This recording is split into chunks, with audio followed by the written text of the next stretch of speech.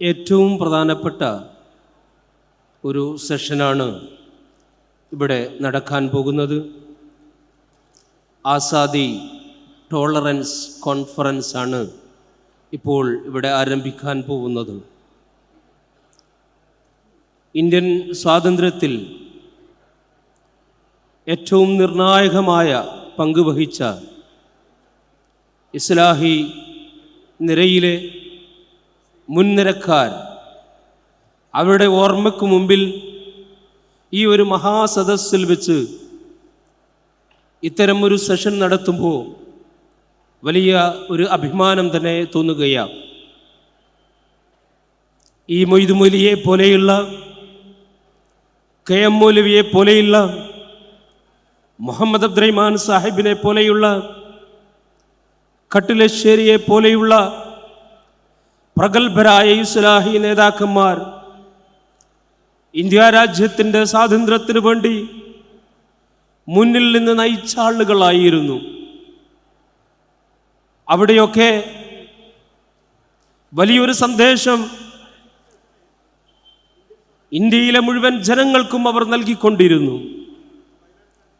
ഭിന്നിപ്പിച്ച് ഭരിക്കാൻ വേണ്ടി നിരന്തരമായി ശ്രമം നടത്തിയിരുന്ന ബ്രിട്ടീഷുകാർക്ക് മുമ്പിൽ വെച്ച് ഞങ്ങളൊന്നാണ്, ഞങ്ങൾ ഒറ്റക്കെട്ടാണ് എന്നുള്ളൊരു സന്ദേശം നൽകാൻ ഇസ്ലാഹി നേതാക്കൾക്ക് കഴിഞ്ഞിരുന്നു. കെ എം മൗലവിയെ വധിക്കാൻ വേണ്ടി ഉത്തരവിട്ട സമയത്ത് ബ്രിട്ടീഷുകാർ ഹൈന്ദവ സഹോദരരോട് പറയുന്നുണ്ട്, ഈ മനുഷ്യൻ ഒരു മൗലവിയാ, ഈ മനുഷ്യൻ മദ്രസകളും പള്ളികളിലും ക്ലാസ് എടുക്കുന്നവനാ, ഹൈന്ദവരായ നിങ്ങൾ ഇദ്ദേഹത്തെ സംരക്ഷിക്കരുതെന്ന് പറഞ്ഞപ്പോ അവിടെ വെച്ച് ഹൈന്ദവ സഹോദരങ്ങൾ മറുപടി നൽകുന്നത്, ഞങ്ങളുടെ അവസാനത്തെ ശവത്തിൽ ചവിട്ടി മാത്രമേ ഈ കെ മൗലവി എന്നുള്ള സ്വാതന്ത്ര്യ സമര നായകനെ നിങ്ങൾക്ക് പിടിക്കാൻ കഴിയൂ എന്നുള്ളതാ. വഖം അബ്ദുൽ ഖാദർ മൗലവിയോട് സ്വദേശാഭിമാനി രാമകൃഷ്ണപിള്ളയെ പറ്റി അദ്ദേഹം തെറ്റുകാരനാണ് എന്ന് എഴുതി കൊടുക്കാൻ വേണ്ടി പറഞ്ഞപ്പോ എൻ്റെ പ്രസ് നഷ്ടപ്പെട്ടാലും എൻ്റെ ആസ്തികൾ നഷ്ടപ്പെട്ടാലും ഹൈന്ദവ സഹോദരനായ എൻ്റെ ഭർത്താധിപനായ സ്വദേശാഭിമാനി രാമകൃഷ്ണപിള്ളയെ ഒറ്റുകൊടുക്കാൻ ഞാൻ തയ്യാറല്ലെന്ന് ലോകത്തോട്, ഇന്ത്യയുടെ ജനങ്ങളോട് പറഞ്ഞ, ബ്രിട്ടീഷുകാരോട് നേർക്കുനേർ പറഞ്ഞ വഖം അബ്ദുൽ ഖാദർ മൗലവി നമുക്ക് മാതൃകയാണ്. പ്രിയപ്പെട്ടവരെ, ഇന്ത്യയുടെ ചരിത്രം നോക്കുന്ന ഓരോ സമയത്തും ജവഹർലാൽ നെഹ്റുവിൻ്റെ ചരിത്രം പൂർണ്ണമാകണമെങ്കിൽ മൗലാന അബ്ദുൽ കലാം ആസാദിന്റെ ചരിത്രം അതിൽ ചേർത്താൽ മാത്രമേ നെഹ്റുവിൻ്റെ ചരിത്രം പൂർണ്ണമാക്കാൻ കഴിയൂ. ഇന്ത്യ രാജ്യത്തിൻ്റെ സ്വാതന്ത്ര്യ സമരങ്ങളിൽ ഓരോ ഘട്ടങ്ങൾ പരിശോധിക്കുമ്പോഴും അവിടെ മുസ്ലിമിൻ്റെയും ഹൈന്ദവൻ്റെയും കൃത്യമായ പങ്ക് നമുക്ക് വ്യക്തമാണ്. അവർ ഒന്നിച്ച് ഒരു ശക്തിയായി, ഒറ്റക്കൈയായി, ഒരു മെയ്യായി പ്രവർത്തിച്ചിരുന്നു എന്നുള്ളതാ. എന്നാൽ ഇക്കാലത്ത് ചില ആളുകൾ ഭരണകൂടത്തിന്റെ ഹുങ്ക് വെച്ചുകൊണ്ട് വിഭാഗീയത ഉണ്ടാക്കാൻ, ഭിന്നിപ്പുണ്ടാക്കാൻ നിരന്തരമായി ശ്രമിച്ചു കൊണ്ടിരിക്കുകയാണ്. തങ്ങളുടെ ഭരണം നിലനിർത്താൻ നാട്ടിൽ ഭിന്നിപ്പുണ്ടാകണമെന്ന് കരുതി ആ ഭിന്നിപ്പിന് വേണ്ടി ഭരണകൂടത്തെ പോലും ഉപയോഗപ്പെടുത്തുന്നത് ഏറ്റവും ദുഃഖകരമായ അവസ്ഥയാണ്.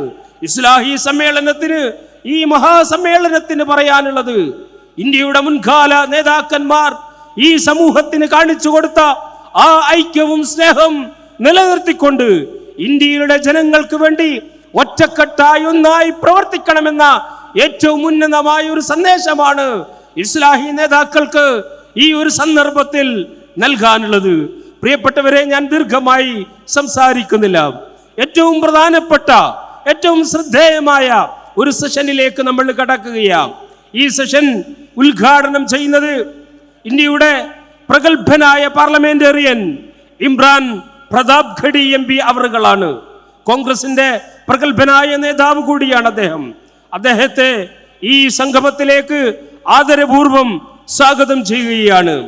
ഈ സംഗമത്തിൽ നമ്മോട് സംവദിക്കുന്ന ബഹുമാന്യനായ നമ്മുടെ MP, ഏത് കാര്യത്തിനും ഇസ്ലാഹി പ്രസ്ഥാനത്തോട് നല്ല ബന്ധം പുലർത്തി ഏത് പരിപാടി വെച്ചാലും ഓടിവരുന്ന ബഹുമാന്യനായ MK രാഘവൻ MP ആണ് നമ്മോട് ഈ സംഗമത്തിൽ സംബന്ധിച്ചുകൊണ്ട് സംസാരിക്കുന്നത്. ആദരപൂർവം അദ്ദേഹത്തെ സ്വാഗതം ചെയ്യുകയാണ്. ഈ സെഷനിൽ സംസാരിക്കുന്ന ബഹുമാന്യനായ Swami Narasimhanand, father Roy Victor, Rahul Easwar, K Muraleedharan MP, T Siddique MLA, advocate A Jayasankar, M Salahuddin Madani, അതേപോലെ തന്നെ ആശംസകൾ അർപ്പിച്ചുകൊണ്ട് സംസാരിക്കുന്ന ബഹുമാന്യനായ KPA Majeed MLA, Anilkumar MLA, PK Basheer MLA, P Abdul Hameed MLA, TPM Ibrahim Khan എന്നിവരെയും ഈ യോഗത്തിലേക്ക് സ്വാഗതം ചെയ്യുകയാണ്. ഈ യോഗത്തിൽ അധ്യക്ഷം വഹിക്കുന്നത് ബഹുമാന്യനായ മുഹമ്മദ് അലി പാറക്കടവ് അവറുകളാണ്.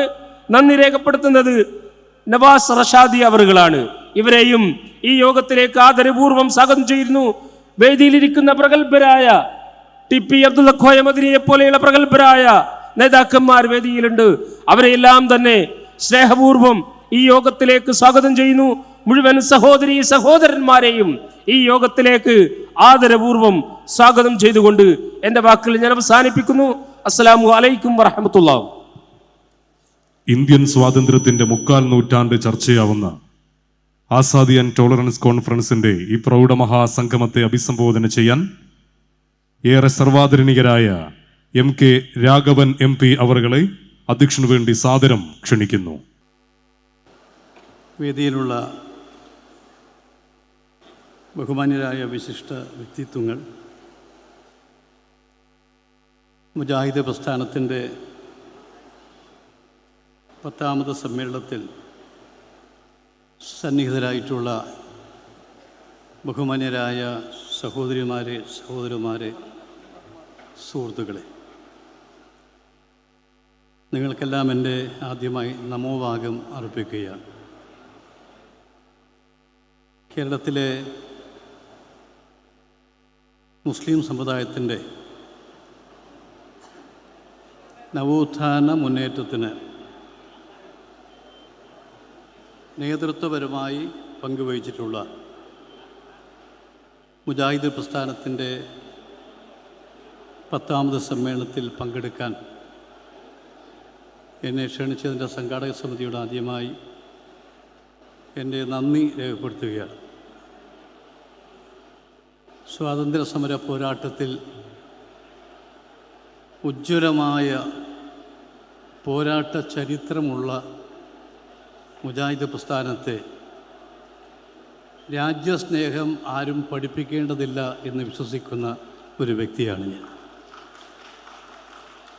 കേരളത്തിലെ മുസ്ലിം സമുദായത്തിന് മറ്റ് സംസ്ഥാനങ്ങളിലെ മുസ്ലിം സമൂഹത്തെ അപേക്ഷിച്ച് അഭിമാനകരമായ അസ്തിത്വവും സാമൂഹ്യവും വിദ്യാഭ്യാസപരവുമായ മുന്നേറ്റം സാധ്യമാക്കുന്നതിൽ മുജാഹിദ് പ്രസ്ഥാനം വഹിച്ച പങ്ക് ചെറുതല്ല എന്ന് മാത്രമല്ല, വലുതാണെന്ന് കൂടി സാന്ദർഭികമായി ചൂണ്ടിക്കാണിക്കാൻ ഈ സന്ദർഭം ഞാൻ ഉപയോഗിക്കുകയാണ്. സ്വാതന്ത്ര്യസമര പോരാട്ടത്തിൽ നിങ്ങൾക്കെല്ലാവർക്കും അറിയാം, നമുക്ക് വിസ്മരിക്കാൻ കഴിയാത്ത ചരിത്രത്തിൻ്റെ ഭാഗമായിട്ടുള്ള ഈ സംഘടന, ആ സംഘടനക്ക് തങ്ങളുടെ അന്ത്യം വരെ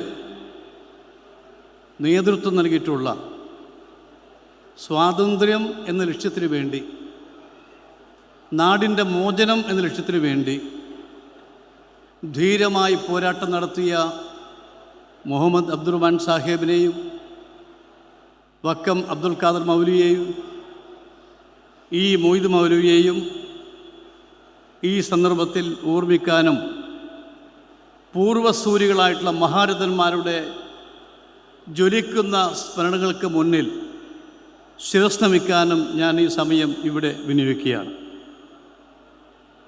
എക്കാലത്തെയും കാലിക പ്രസക്തമായ പ്രമേയങ്ങൾ പാസ്സാക്കുന്നതിൽ, ചർച്ച ചെയ്യുന്നതിൽ മുജാഹിദ് സമ്മേളനത്തിൻ്റെ ഒരു പ്രത്യേകതയാണെന്ന് വിശ്വസിക്കുന്ന ആളാണ് ഞാൻ. 1992 ബാബറി മസ്ജിദ് തകർക്കപ്പെട്ട ആ നാളുകൾ ഇന്ത്യൻ ജനാധിപത്യത്തിൻ്റെ മതനിരപേക്ഷതയുടെ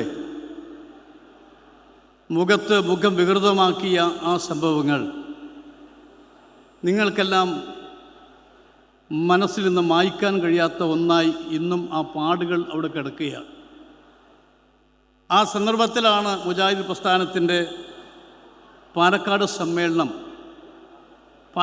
സംസ്ഥാന സമ്മേളനം പാലക്കാട് കോട്ട മൈതാനിയിൽ സംഘടിപ്പിക്കപ്പെട്ടത്.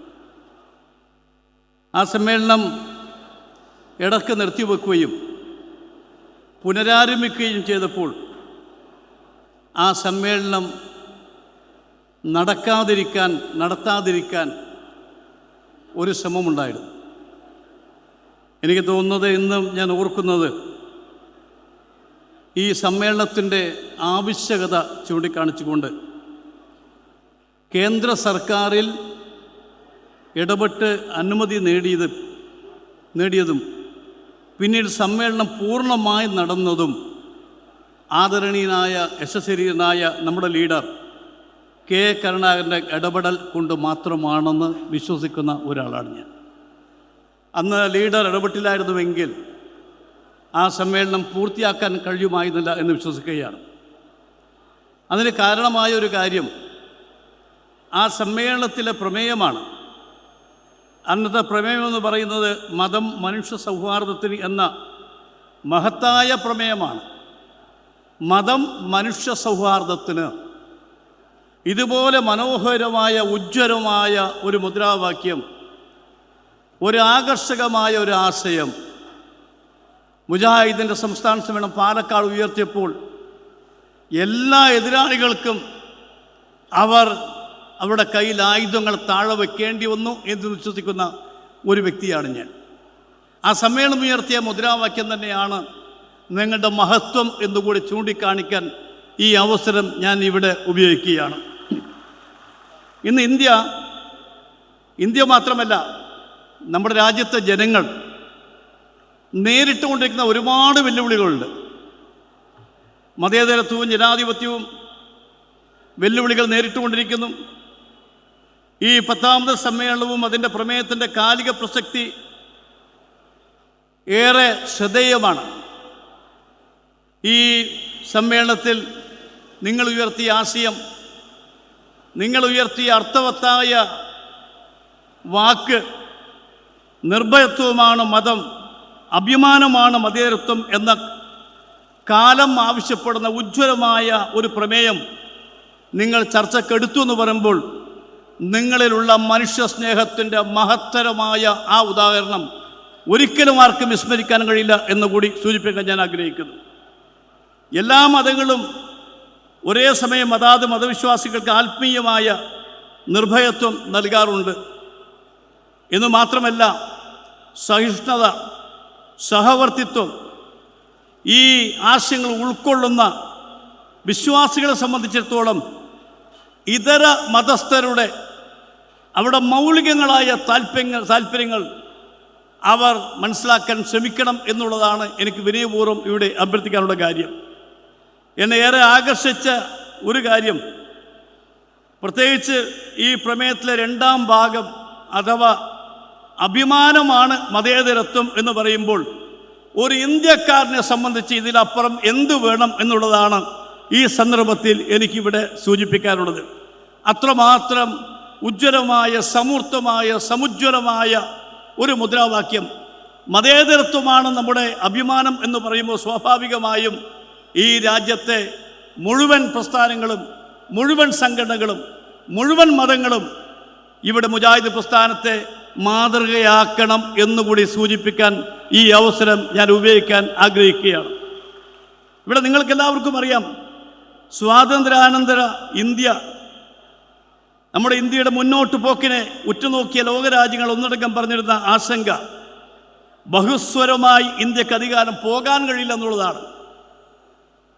എല്ലാ രാജ്യങ്ങളും ഇന്ത്യയെക്കുറിച്ച് വളരെ സംശയത്തിൻ്റെ നിഴലിൽ നോക്കിക്കൊണ്ട് നിങ്ങൾ ആലോചിക്കണം. ഒരു കാര്യം നിങ്ങൾ ആലോചിക്കണം, മറ്റൊന്നുമല്ല, ലോകത്തിൽ ജനാധിപത്യം അസ്തമിക്കാത്ത ഒരു രാജ്യമായി ഇന്ത്യ മാറിയിട്ടുണ്ടെങ്കിൽ അതിന് അസ്ഥിവാരമിട്ടത് മഹാനായ ജവഹർലാൽ നെഹ്റുവും മഹാനായ അംബേദ്കറുമാണ്. നിങ്ങൾ ആലോചിക്കണം, അന്ന് തെരഞ്ഞെടുപ്പ് 5 വർഷക്കാലം നടത്താൻ ഒരു ജനാധിപത്യ സംവിധാനം ഉണ്ടാക്കിയില്ലെങ്കിൽ സ്വാഭാവികമായും ഏകാധിപത്യത്തിൽ പോകും. നിങ്ങൾക്ക് എല്ലാവർക്കും അറിയാം. എന്നാൽ ഇന്ത്യക്ക് ചുറ്റുമുള്ള രാജ്യങ്ങൾ നിങ്ങൾക്കറിയാം. ആ രാജ്യങ്ങൾ മുഴുവനും ഒന്നുകിൽ പട്ടാളത്തിൻ്റെ പിടിയിൽ അല്ലെങ്കിൽ ഏകാധിപത്യങ്ങളുടെ പിടിയിൽ അമർന്ന ചരിത്രമാണ് നമ്മുടെ മുമ്പിലുള്ളത്. എന്നാൽ ഇന്ത്യ ഇന്നും ജനാധിപത്യം ഉയർത്തിപ്പിടിക്കാൻ സാധിക്കുന്നുണ്ടെങ്കിൽ സത്യം പറഞ്ഞാൽ നമ്മുടെ പൂർവികരെ, മഹാരഥന്മാരായ പൂർവസൂരികളെ അവരുടെ മുമ്പിൽ സാഷ്ടാംഗ പ്രണാമം ചെയ്യണം എന്നുകൂടി ഞാൻ പറയുന്നു. ആ ജനാധിപത്യം ഇല്ലാതാക്കാൻ, ആ മതേതരത്വം ഇല്ലാതാക്കാൻ, എന്തിന് ഈ ആശയം പകർന്ന, ഈ ജനാധിപത്യത്തിൻ്റെയും മതനിരപേക്ഷതയുടെയും ആശയം ഉയർത്തിപ്പിടിച്ച നെഹ്റുവിനെ പോലും തമസ്കരിക്കുന്ന ഒരു കാലഘട്ടം, വിസ്മരിക്കുന്ന കാലഘട്ടം എനിക്ക് നേരിൽ അനുഭവമുണ്ടായി. ഈ അടുത്ത കാലത്ത് കോഴിക്കോട് വെച്ച് കേന്ദ്ര സർക്കാരിൻ്റെ ഒരു സ്ഥാപനം ഒരു ഫോട്ടോ പ്രദർശനം നടത്തുകയുമുണ്ടായി. അതിൻ്റെ ഉദ്ഘാടനം ഞാനാണ്. ഞാൻ ആ വേദിയിൽ പോയി എല്ലാ ഫോട്ടോയും ശ്രദ്ധിച്ചു നോക്കി. ഒരാളെ മാത്രം ഞാൻ കാണുന്നില്ല ആ പടത്തിൽ. എല്ലാവരുമുണ്ട്, വീര സവർക്കറുണ്ട്, എല്ലാവരുമുണ്ട്. ഈ നാടിന് മോചനം നേടിത്തന്ന, 9 വർഷക്കാലം ജയിലിൽ കിടന്ന, തൻ്റെ മനോഹരമായ അലഹബാദ് കൊട്ടാരം രാജ്യത്തിന് വിട്ടുകൊടുത്ത, 17 വർഷക്കാലം ഇന്ത്യ ഭരിച്ച ഒരു വലിയ മനുഷ്യനുണ്ട്. ലോകത്തിലെ ഏറ്റവും വലിയ ജനാധിപത്യവാദി, മതേതരവാദി, മനുഷ്യസ്നേഹി. നെഹ്റുവിൻ്റെ പടം മാത്രം ഞാൻ കണ്ടില്ല. നിങ്ങൾ ആലോചിക്കണം, അതാണ് ഇന്ത്യ. നിങ്ങൾ ആലോചിക്കണം, നെഹ്റുവിനെ തമസ്കരിക്കുന്നു, വിസ്മരിക്കുന്നു, ചരിത്രത്തിൽ നിന്ന് എടുത്തു മാറ്റാൻ ശ്രമിക്കുന്നു. അതുകൊണ്ട് ഇന്ത്യ എങ്ങോട്ട് എന്ന ചോദ്യത്തിന് ഉത്തരം പറയാൻ എനിക്കും നിങ്ങൾക്കും ബാധ്യതയുണ്ട്. മഹാനായ ഗാന്ധിജിയും അതുപോലെ ജവഹർലാൽ നെഹ്റുവും അതുപോലെ തന്നെ അബ്ദുൽ കലാം ആസാദും പട്ടേലുമെല്ലാം ഒരുമിച്ചിരുന്നു കൊണ്ട് നടത്തിയൊരു പോരാട്ടമുണ്ട്. ഇതിന് ആ അടിത്തറ പാകിക്കൊണ്ട് സ്വാതന്ത്ര്യത്തിന് ശേഷം ഇന്ത്യ ആര് ഭരിക്കണമെന്ന് നേരത്തെ മുൻകൂട്ടി നിശ്ചയിച്ചുകൊണ്ട് ഇതിനെല്ലാം നമുക്ക് മാർഗദർശനം നൽകിയത് ആ മഹാന്മാരായ നേതാക്കളാണ്. ഞാനിവിടെ സാന്ദർഭികമായി ഒരു കാര്യം കൂടി ഞാൻ പറയട്ടെ. ഇവിടെ പ്രത്യേകിച്ച് കഴിഞ്ഞ 8 വർഷക്കാലം നടക്കുന്ന ഓരോ കാര്യവും നിങ്ങൾക്കറിയാം. നമ്മളൊന്നും ചിന്തിക്കാൻ കഴിയാത്ത രീതിയിൽ നമ്മുടെ ജനാധിപത്യം ഇവിടെ അസ്തമിക്കുന്നു എന്ന് ഭയപ്പെടുന്ന ഒരാളാണ് ഞാൻ. എന്നാലും അസ്തമിക്കില്ല എന്ന് വിശ്വസിക്കുന്ന ഒരാളുമാണ്. കാരണം നമ്മളെല്ലാം മരിച്ചു കഴിഞ്ഞ ശേഷം മാത്രമേ, നമ്മളൊക്കെ അവസാനം ജീവൻ ഏതിനു വേണ്ടിയാണ്? ഈ ജനാധിപത്യം സംരക്ഷിക്കാൻ, മതനിരപേക്ഷത സംരക്ഷിക്കാനുള്ള പോരാട്ടത്തിൽ നമ്മുടെ ജീവൻ നഷ്ടപ്പെടുന്നത് വരെ നമ്മളടുത്ത പോരാട്ടമുണ്ട്. ആ പോരാട്ടത്തിലൂടെ ഫിനിക്സ് പക്ഷിയെ പോലെ തിരിച്ചു വരാൻ എനിക്കും നിങ്ങൾക്ക് സാധിക്കും എന്ന് വിശ്വസിക്കുന്ന ഒരാളാണ് ഞാൻ. അതുകൊണ്ടാണ് ഞാൻ സൂചിപ്പിച്ചത്, ഇവിടെ ജനാധിപത്യത്തിൻ്റെ മാതൃക സൃഷ്ടിച്ച ഒരു കാലമുണ്ടായിരുന്നു. ആ കാലമെല്ലാം തന്നെ നമുക്ക് നഷ്ടപ്പെട്ടുകൊണ്ടിരിക്കുന്നു. എന്തിന്? ബഹുസ്വരത തന്നെയാണ് ഇന്ത്യയുടെ ശ്രേഷ്ഠമായിട്ടുള്ള ആദർശം, ഏറ്റവും ഉന്നതമായ ആശയം. ഈ ആശയത്തിൻ്റെ മറ്റു കാര്യങ്ങൾ, സംസ്കാരവും വ്യത്യസ്ത ഭാഷയും ഭക്ഷണവും ഭൂപ്രകൃതിയും ആചാരങ്ങളും ആഘോഷങ്ങളും, അങ്ങനെ വൈവിധ്യങ്ങളുടെ കലവറയായി നമ്മുടെ ഇന്ത്യ. ആ ബഹുസ്വരത നിലനിർത്താൻ എനിക്കും നിങ്ങൾക്കും ഇനി പോരാട്ടം നടത്തേണ്ടി വന്നാൽ ആ പോരാട്ടത്തിൻ്റെ ദൗത്യം ഏറ്റെടുക്കാൻ നമുക്ക് സാധിക്കണമെന്ന് കൂടി ഇവിടെ പറയാൻ ഈ അവസരം ഞാൻ ഉപയോഗിക്കുകയാണ്. അതുകൊണ്ട് അഭിമാനമാണ് മതേതരത്വം എന്ന നിങ്ങളുടെ മുദ്രാവാക്യം എല്ലാ അർത്ഥത്തിലും ശ്ലാഘനീയമാണ്. എന്നാൽ ഇന്ന് ഇന്ത്യ നേരിടുന്ന വിഷയങ്ങൾ, പുതിയ കാലം നേരിടുന്ന വെല്ലുവിളികൾ, അത് നമ്മൾ ശ്രദ്ധിക്കേണ്ടിയിരിക്കുന്നു. സ്വാതന്ത്ര്യാനന്തര ശേഷം ഇന്നത്തെ ഇന്ത്യ ചരിത്രത്തിലെ മറ്റു വെല്ലുവിളിയെ നേരിടുകയാണ്. എക്കാലത്തും രാജ്യത്തിൻ്റെ ബഹുസ്വരതയെ, മതേതരത്വത്തെ, ജനാധിപത്യത്തെ വെറുക്കുന്ന, ഭയപ്പെടുന്ന വെറുപ്പിൻ്റെ പ്രചാരകർ ഇന്ന് അധികാര കസേരകളിൽ അവരുടെ അജണ്ടകൾ നടപ്പാക്കാൻ ശ്രമം തുടങ്ങിയിരിക്കുന്നു. നിങ്ങൾക്കറിയാം, അടുത്ത കാലത്ത് നടന്ന തെരഞ്ഞെടുപ്പ്, കഴിഞ്ഞ UP നിയമസഭാ തെരഞ്ഞെടുപ്പിൽ വീണ്ടും അധികാരത്തിൽ വന്നിട്ടുള്ള UP-യുടെ മുഖ്യമന്ത്രി യോഗി ആദിത്യനാഥ് പരസ്യമായി പറഞ്ഞു തെരഞ്ഞെടുപ്പ് കാലത്ത്, എനിക്ക് ഒരു വിഭാഗത്തിൻ്റെ വോട്ടുകൾ ആവശ്യമില്ല, എനിക്ക് എൻ്റെ വിഭാഗത്തിൻ്റെ വോട്ടുകൾ മാത്രം മതി എന്ന് പറഞ്ഞുകൊണ്ട് ജനങ്ങളെ ഭിന്നിപ്പിക്കുന്ന ഒരു രാഷ്ട്രീയം നമുക്ക് UP-യിൽ കാണാൻ സാധിച്ചു. അത് എല്ലാ സംസ്ഥാനങ്ങളും നടന്നുകൊണ്ടിരിക്കുന്നു. നിങ്ങൾ ആലോചിക്കണം, ഇന്ത്യയിൽ ഉടനീളം നടന്നുകൊണ്ടിരിക്കുന്നു. ഇവിടെ എല്ലാം വന്ന് ഏകോദര സഹോദരങ്ങളായി കഴിയുന്ന ഇന്ത്യൻ പൗരന്മാർക്കിടയിൽ വൈകാരികത പടർത്തി വെറുപ്പ് പ്രചരിപ്പിച്ച് ഭിന്നത സൃഷ്ടിക്കുന്ന ഫാസിസ്റ്റുകൾ പുതിയ കാലത്ത് വിവിധ രീതികളും മതേതര ഇന്ത്യക്ക് നേരെ ഉയർത്തുന്ന പുതിയ വെല്ലുവിളികളെ കൃത്യമായി മനസ്സിലാക്കാൻ, അതിനെ എതിർത്ത് തോൽപ്പിക്കാൻ നമുക്ക് സാധിക്കണം. ഇന്ന് ഇവിടെ പ്രത്യേകിച്ച് ജനാധിപത്യമാണെങ്കിലും പ്രഖ്യാപിത ഒരു അടിയന്തരാവസ്ഥ നമ്മുടെ രാജ്യത്തില്ലെങ്കിലും ഇന്ന് അപ്രഖ്യാപിത അടിയന്തരാവസ്ഥ നടപ്പിലാക്കുന്നു എന്നുള്ളത് നിങ്ങൾ വിസ്മരിക്കരുത്. കാരണം ഇവിടെ പല രൂപത്തിലും പല ഭാവത്തിലും അപ്രഖ്യാപിത അടിയന്തരാവസ്ഥ തുടങ്ങിക്കഴിഞ്ഞിരിക്കുന്നു. പല ഘട്ടങ്ങളിലുമായി നമുക്ക് നേരിൽ അനുഭവിക്കാൻ സാധിക്കുന്നു.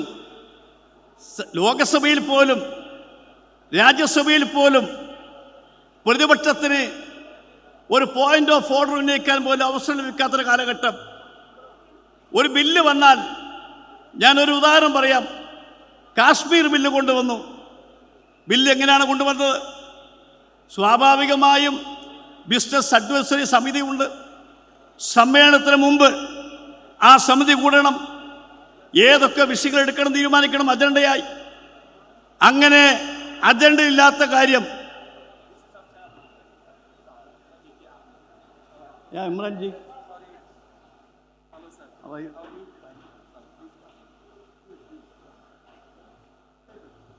അജണ്ട ഇല്ലാത്തൊരു വിഷയം ഒരു ദിവസം സഭയിൽ ഉച്ചയ്ക്ക് ശേഷം ബഹുമാന്യനായ ആഭ്യന്തരകാര്യമന്ത്രി അമിത്ഷാ ഒരു ബില്ലുമായി കടന്നു വരുന്നു. നിസ്സാരമായ ബില്ലല്ല, കാശ്മീരിനെ രണ്ടാക്കുന്ന ബില്ല്, കാശ്മീരിന്റെ പ്രത്യേക പദവി പിൻവലിക്കുന്ന ബില്ല്, 35A പിൻവലിക്കുന്ന ബില്ല് ഉച്ചയ്ക്ക് ശേഷം വരുന്നു, സർക്കുലേറ്റ് ചെയ്യുന്നു, അദ്ദേഹം അവതരിപ്പിക്കുന്നു, ചർച്ച കുറച്ച് നടത്തുന്നു. ആ ചർച്ചയ്ക്ക് ശേഷം ഞങ്ങൾ ആവശ്യപ്പെട്ടു, ഡിവിഷൻ വേണം, ഡിവിഷൻ. ഒരു ചർച്ച നടത്തിയാൽ ഒരു അമെൻമെന്റ് ബില്ലിന് പുറത്തു കൊടുത്താൽ ഡിവിഷൻ ചോദിക്കൽ സ്വാഭാവികമാണ്. ആ ഡിവിഷൻ ചോദിച്ചപ്പോൾ ആ ഡിവിഷൻ അനുവദിക്കാതെ ശബ്ദ വോട്ടോടുകൂടി പാസ്സാക്കിയെടുത്ത ചരിത്രം ലോകസഭയിൽ ഉണ്ടായിട്ടുണ്ട്. നിങ്ങൾ ആലോചിക്കണം. അതാണ് ഇന്ന് ഇന്ത്യൻ ജനാധിപത്യം. ലോകസഭയിൽ ഉണ്ടായിട്ടുള്ള വസ്തുക്കൾ വിസ്മരിക്കരുത്. അതുകൊണ്ട് ഞാൻ പറയുന്നത്, ഇവിടെ അപ്രഖ്യാപിത അടിയന്തരാവസ്ഥ എന്ന് പറഞ്ഞതിൻ്റെ ഒരു അർത്ഥം, ഒരു സൂചന അതാണ്. രണ്ടാമത്തെ കാര്യം, മാധ്യമ സ്വാതന്ത്ര്യത്തിന് പല രൂപത്തിലായി വിലങ്ങ് വെച്ചുകൊണ്ടിരിക്കുന്നു.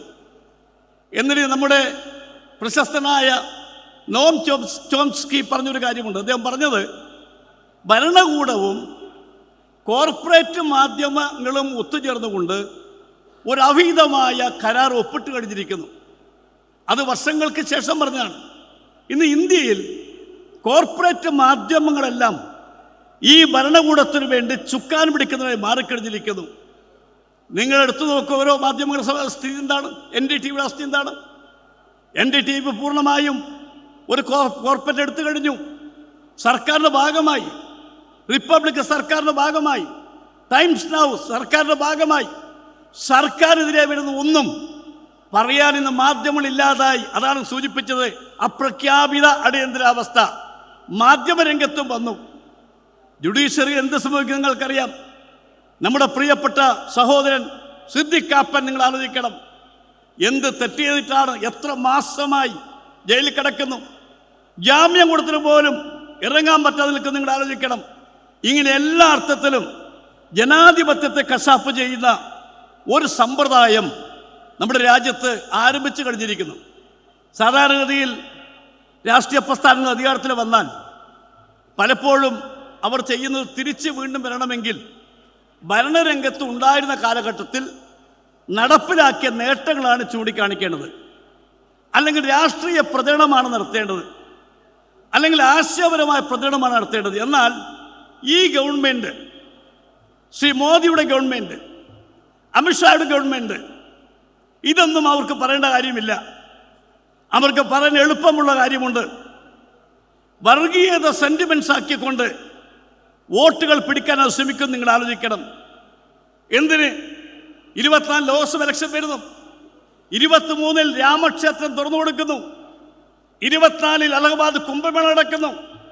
ഇതെല്ലാം നടന്നു കഴിഞ്ഞാൽ ഇവിടെ ഹിന്ദു സെന്റിമെന്റ്സ് കൂടെ നിർത്താം എന്ന കണക്കാണ് ഇന്നിവിടെ ഉണ്ടാക്കിയിട്ടുള്ളത്. ഞാൻ ഒരു കാര്യം സൂചിപ്പിക്കട്ടെ, ഇന്ന് ഇന്ത്യയിലെ പ്രാദേശിക കക്ഷികളും മറ്റു പ്രസ്ഥാനങ്ങളും ഒരുമിച്ച് ചേർന്നാൽ ഒരു സംശയം നിങ്ങൾക്ക് വേണ്ട, 24 ലോക്സഭാ തെരഞ്ഞെടുപ്പിൽ ഈ ഇന്നത്തെ ഫാസിസ്റ്റ് ഭരണകൂടത്തെ പരാജയപ്പെടുത്താൻ സാധിക്കും എന്ന് വിശ്വസിക്കുന്ന ആളാണ് ഞാൻ. എന്ന് മാത്രമല്ല, ഞാൻ ഒരു കാര്യം കൊണ്ട് പറയട്ടെ, ഇത്തരം കക്ഷികളെ ഒരുമിപ്പിക്കാൻ വേണ്ടി ഞാൻ ഉൾപ്പെടുന്ന ഇന്ത്യൻ നാഷണൽ കോൺഗ്രസ് അതിൻ്റെ മുന്നിൽ ഉണ്ടാകും എന്നുകൂടി സൂചിപ്പിക്കാൻ ഈ അവസരം ഞാൻ ഉപയോഗിക്കുന്നു. രാഷ്ട്രീയമായ കാര്യങ്ങളിൽ ഒന്നും പറയാൻ ഞാൻ ഇവിടെ ആഗ്രഹിക്കുന്നു. കാരണം ഇത് പവിത്രമായ വേദിയാണ്. ഈ പവിത്രമായ വേദിയെ ഒരിക്കലും മലീമസപ്പെടുത്താൻ ഞാൻ ആഗ്രഹിക്കുന്നില്ല. ഈ വേദിയെ അറിഞ്ഞുകൊണ്ടാണ് ഞാൻ സംസാരിക്കുന്നത്. ഇതിൻ്റെ അകത്തൊന്നും കടത്തി വെക്കാൻ ഞാൻ ശ്രമിക്കുന്നില്ല. ഒരു കാര്യം മാത്രമേ എനിക്ക് അഭ്യർത്ഥിക്കാനുള്ളൂ. ദേശീയ രാഷ്ട്രീയത്തിൽ തീർച്ചയായും രാജ്യത്തെ മുഴുവൻ മതേതര കക്ഷികളും ഇടതുപക്ഷ കക്ഷികളും ഒരുമിച്ച് നിന്നുകൊണ്ട് ഈ ഫാസിസ്റ്റ് നീക്കത്തെ പരാജയപ്പെടുത്താൻ ഒരുമിക്കണം എന്ന് മാത്രമാണ് എനിക്കിവിടെ സൂചിപ്പിക്കാനുള്ളത്. ആദ്യം ഞാൻ സൂചിപ്പിച്ച പോലെ ഇതൊരു സ്വാതന്ത്ര്യ സമര പോരാട്ടമാണ് മുജാഹിദ് പ്രസ്ഥാനം. സ്വാതന്ത്ര്യ സമര പോരാട്ടത്തിൽ ജാതി ഉണ്ടായിരുന്നില്ല, മതമുണ്ടായിരുന്നില്ല, രാഷ്ട്രീയമുണ്ടായിരുന്നില്ല. ഏക ലക്ഷ്യം സ്വാതന്ത്ര്യം മാത്രമാണ് ലക്ഷ്യം. ആ ലക്ഷ്യത്തിനു വേണ്ടി പോരാടിയ, പൊരുതിയ, അല്ലെങ്കിൽ സർവസ്വം നഷ്ടപ്പെട്ട 10,000-കണക്കിന് മുസ്ലിം സഹോദരങ്ങളെ വിസ്മരിച്ചുകൊണ്ട് ചരിത്രം നിർമ്മിക്കാൻ അവർ ശ്രമങ്ങൾ ആരംഭിച്ചു കഴിഞ്ഞിരിക്കുന്നു. ഇതെല്ലാം തന്നെ തടുക്കണമെങ്കിൽ, എതിർക്കണമെങ്കിൽ, പരാജയപ്പെടുത്തണമെങ്കിൽ എനിക്കൊറ്റ അഭ്യർത്ഥന മാത്രമേ ഉള്ളൂ. ഇവിടെ ഒരു മുന്നേറ്റം അനിവാര്യമാണ്. ആ മുന്നേറ്റം എന്ന് പറയുന്നത് നിങ്ങളറിയാം, ഇപ്പോൾ വീണ്ടും അവർ ഏക സിവിൽ കോഡ് കൊണ്ടുവരാൻ ശ്രമിക്കണം. ഏക സിവിൽ കോഡ് നടപ്പിലാക്കാൻ ബില്ല് കൊണ്ടുവരാൻ എന്തിന് ഒരു BJP അംഗത്തെ കൊണ്ട് രാജ്യസഭയിൽ സ്വകാര്യമായ ഒരു സ്വകാര്യ ബില്ല് കൊണ്ടുവന്നു ഏക സിവിൽ കോഡിന് വേണ്ടി. ഒടുവിൽ ബഹളമായി. ഒടുവിൽ അതിനെതിർക്കാൻ എല്ലാവരും ഒരുമിച്ച കാഴ്ച നമ്മൾ കണ്ടതാണ്. അതുകൊണ്ട് ഏക സിവിൽ കോഡ് പോലെ നടപ്പിലാക്കാൻ ശ്രമിക്കുന്ന ഗവൺമെൻറ്റാണ്. അതിലൊക്കെ എതിർക്കണമെങ്കിൽ എനിക്കൊരൊറ്റ അഭ്യർത്ഥന മാത്രമേ ഉള്ളൂ. മുജാഹിദ് പ്രസ്ഥാനത്തിന് മുമ്പിൽ, അതിലെ പോരാളികളുടെ മുമ്പിൽ, മറ്റൊന്നുമല്ല.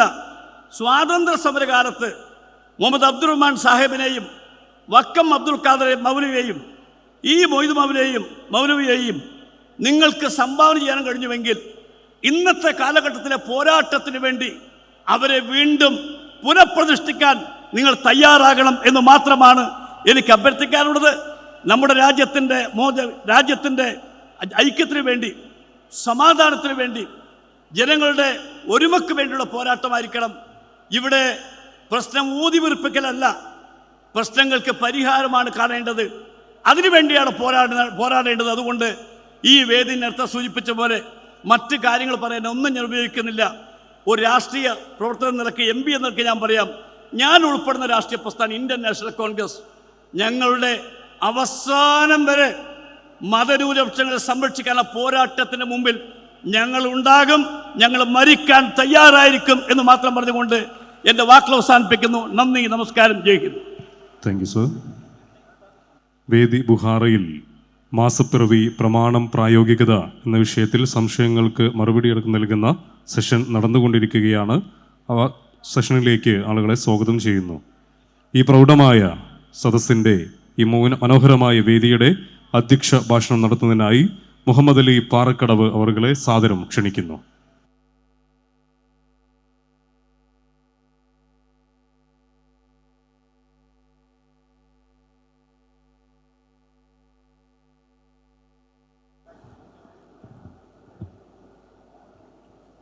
الحمد لله رب العالمين الصلاة والسلام على رسول الأمين وعلى آله وصحبه أجمعين السلام عليكم ورحمة الله وبركاته സൃഷ്ടിക്കുകയും സംവിധാനിക്കുകയും ചെയ്ത സർവശക്തൻ്റെ സമാധാനവും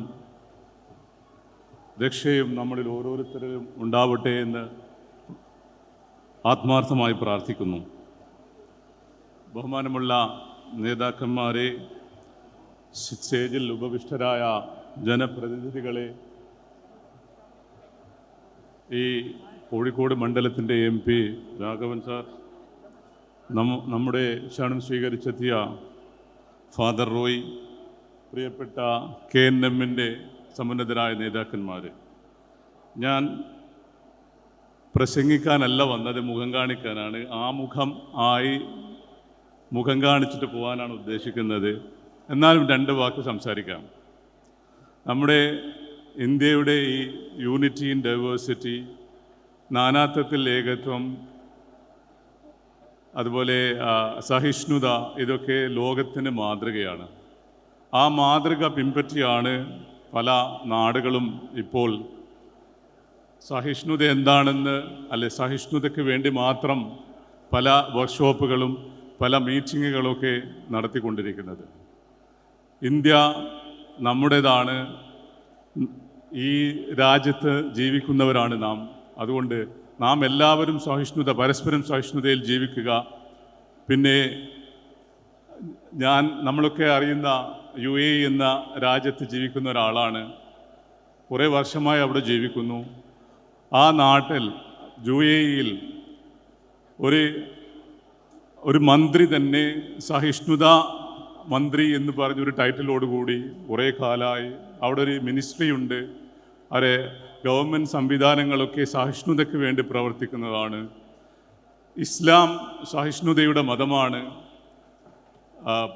പ്രിയപ്പെട്ട നമ്മുടെ പ്രവാചക തിരുമേനിയുടെ കാലത്ത് തന്നെയും ഖുലഫാഉർ റാഷിദുകളുടെ കാലത്ത് തന്നെയും ഒരുപാട് അമുസ്ലിങ്ങൾ ആ രാജ്യത്ത് ജീവിച്ചിരുന്നു.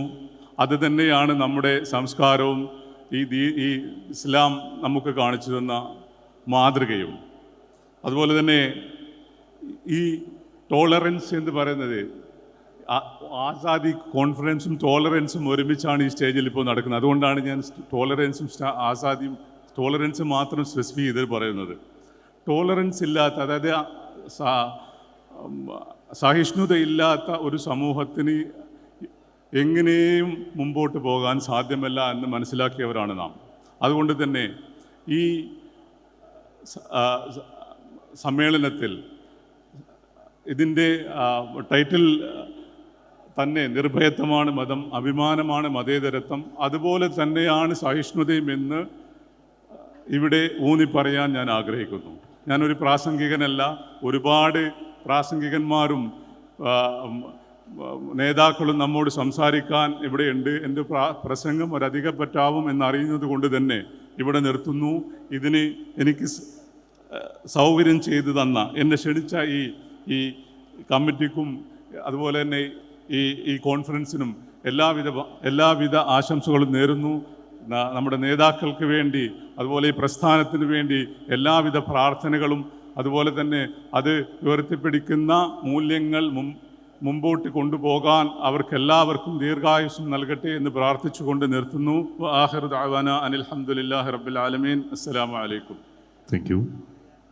ഇന്ത്യൻ സ്വാതന്ത്ര്യത്തിൻ്റെ 3/4 നൂറ്റാണ്ട് ചർച്ചയാകുന്ന ആസാദി ആൻഡ് ടോളറൻറ്റ് കോൺഫറൻസിൽ എത്തിച്ചേർന്ന ഫാദർ റോയ് വിക്ടർ ഈ മഹാസംഗമത്തെ അഭിസംബോധന ചെയ്യുന്നു. അധ്യക്ഷനു വേണ്ടി സാദരം ക്ഷണിക്കുന്നു.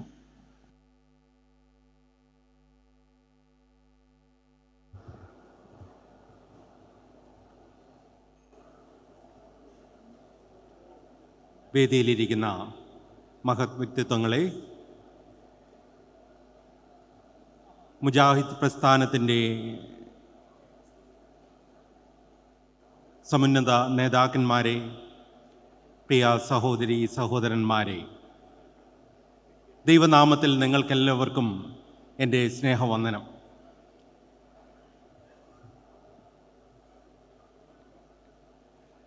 കേരള കേരളത്തിലെ മുജാഹിദ് പ്രസ്ഥാനത്തിൻ്റെ 10ാമത് സംസ്ഥാന സമ്മേളനം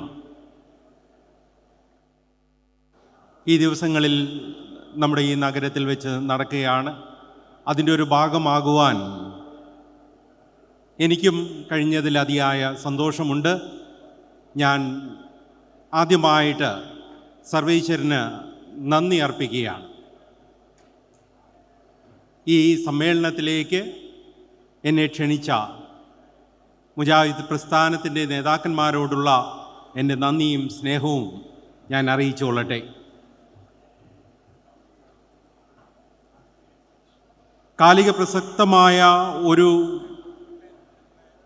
തീമാണ് ഈ സമ്മേളനത്തിന് നിങ്ങൾ തിരഞ്ഞെടുത്തത്.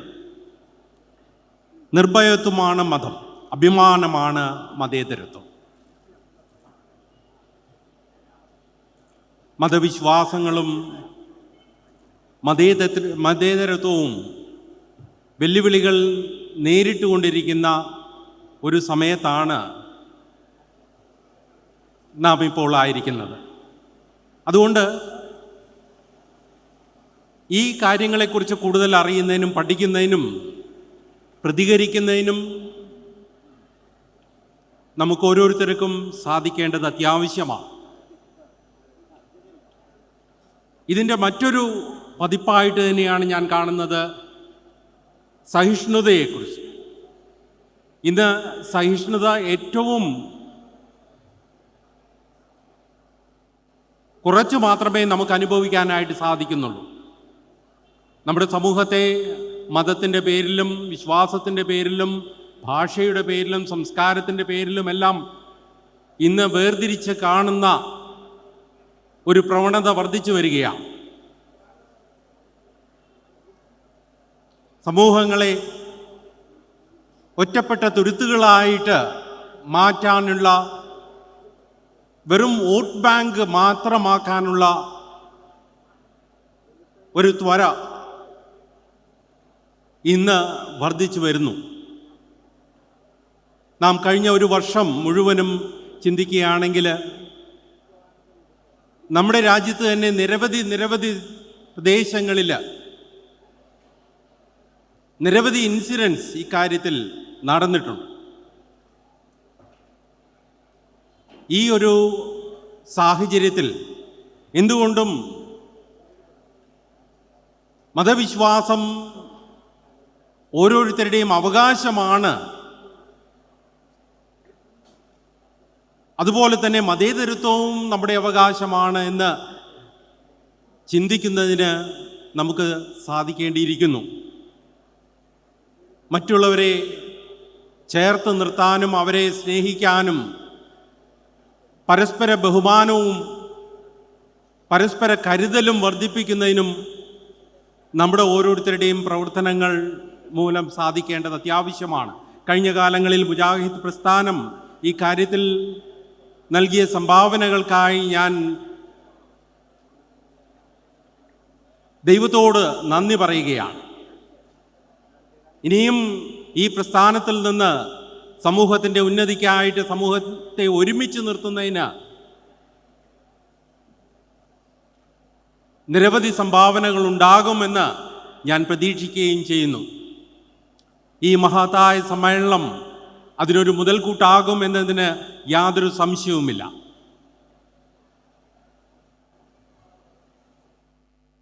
മതവിശ്വാസം എന്ന് പറയുന്നത് സ്നേഹമാണ്. എല്ലാ മതങ്ങളും നമ്മെ പഠിപ്പിക്കുന്നത് ദൈവത്തിൻ്റെ സൃഷ്ടികളെ സ്നേഹിക്കുന്നതിന് വേണ്ടിയാണ്. അതിനു പകരം വെറുപ്പിൻ്റെതായ ചിന്ത നമ്മൾ കുത്തിവെക്കുന്ന ഇന്നത്തെ പ്രവണതയെ പൂർണ്ണമായി തുടച്ചു നിൽക്കാൻ നമുക്ക് ഓരോരുത്തർക്കും സാധിക്കേണ്ടത് അത്യാവശ്യമാണ്. നാം എല്ലാവരും ദൈവസൃഷ്ടികളാണ്. നമ്മുടെ ഇടയിൽ വേർതിരിവുകൾ പാടില്ല. ദൈവം നമുക്ക് നൽകിയിരിക്കുന്ന കഴിവുകൾ അത് മറ്റുള്ളവരുടെ ഉന്നമനത്തിനായിട്ട് ഉപയോഗിക്കാൻ എനിക്കും നിങ്ങൾക്കും സാധിച്ചാൽ അവിടെയാണ് യഥാർത്ഥ വിശ്വാസം നമുക്ക് കാണുന്നതിനും അനുഭവിക്കുന്നതിനും സാധിക്കുന്നത്. ഞാൻ ദീർഘിപ്പിക്കുന്നില്ല. ഈ സമ്മേളനത്തിന് എല്ലാവിധമായ ആശംസകളും നേരുന്നു. നമുക്ക് അഭിമാനത്തോടു കൂടി പറയാം, ഈ സമ്മേളനം നിർഭയത്വം ആണ് മതം, അഭിമാനമാണ് മതേതരത്വം എന്ന വിഷയത്തിൽ ഊന്നിക്കൊണ്ട് നമ്മുടെ സമൂഹത്തെ മുന്നോട്ട് നയിക്കാൻ നമ്മെല്ലാവരെയും പ്രാപ്തരാക്കും എന്ന് വിശ്വസിച്ചുകൊണ്ട് നിങ്ങൾക്കെല്ലാവർക്കും ദൈവത്തിൻ്റെ എല്ലാ അനുഗ്രഹങ്ങളും ഉണ്ടാകട്ടെ എന്ന് ഞാൻ പ്രാർത്ഥിച്ചുകൊണ്ട്, ഒരു വർഷക്കാലം നാം 2022 വർഷം പൂർത്തീകരിക്കുകയാണെന്ന്, കഴിഞ്ഞ ഒരു വർഷം മുഴുവനും നടത്തിയ ദൈവത്തിന് നമുക്ക് നന്ദി കരയറ്റാം. നാം കടക്കാൻ പോകുന്ന പുതിയ വർഷവും ഒരു സമൂഹമായിട്ട്, കെട്ടുറപ്പുള്ള സ്നേഹമുള്ള സമൂഹമായിട്ട് നമുക്ക് ഒരുമിച്ച് പോകാനും സർവശക്തൻ നമ്മെ സഹായിക്കട്ടെ എന്ന് പ്രാർത്ഥിച്ച് ആശംസിച്ചുകൊണ്ട് ഞാൻ എൻ്റെ വാക്കുകളിൽ നിന്ന് വിരമിക്കുന്നു. മുജാഹിദ് 10ാം സംസ്ഥാന സമ്മേളനത്തിലെ ഇന്ത്യൻ സ്വാതന്ത്ര്യത്തിൻ്റെ 3/4 നൂറ്റാണ്ട് ചർച്ചയാകുന്ന ആസാദി ആൻഡ് ടോളറൻസ് കോൺഫറൻസിൽ നമ്മെ അഭിസംബോധന ചെയ്യുന്നതിനായി രാമകൃഷ്ണാശ്രമം മഠാധിപതി സ്വാമി നരസിംഹാനന്ദയെ ആദരവോടുകൂടി സ്വാഗതം ചെയ്യുന്നു.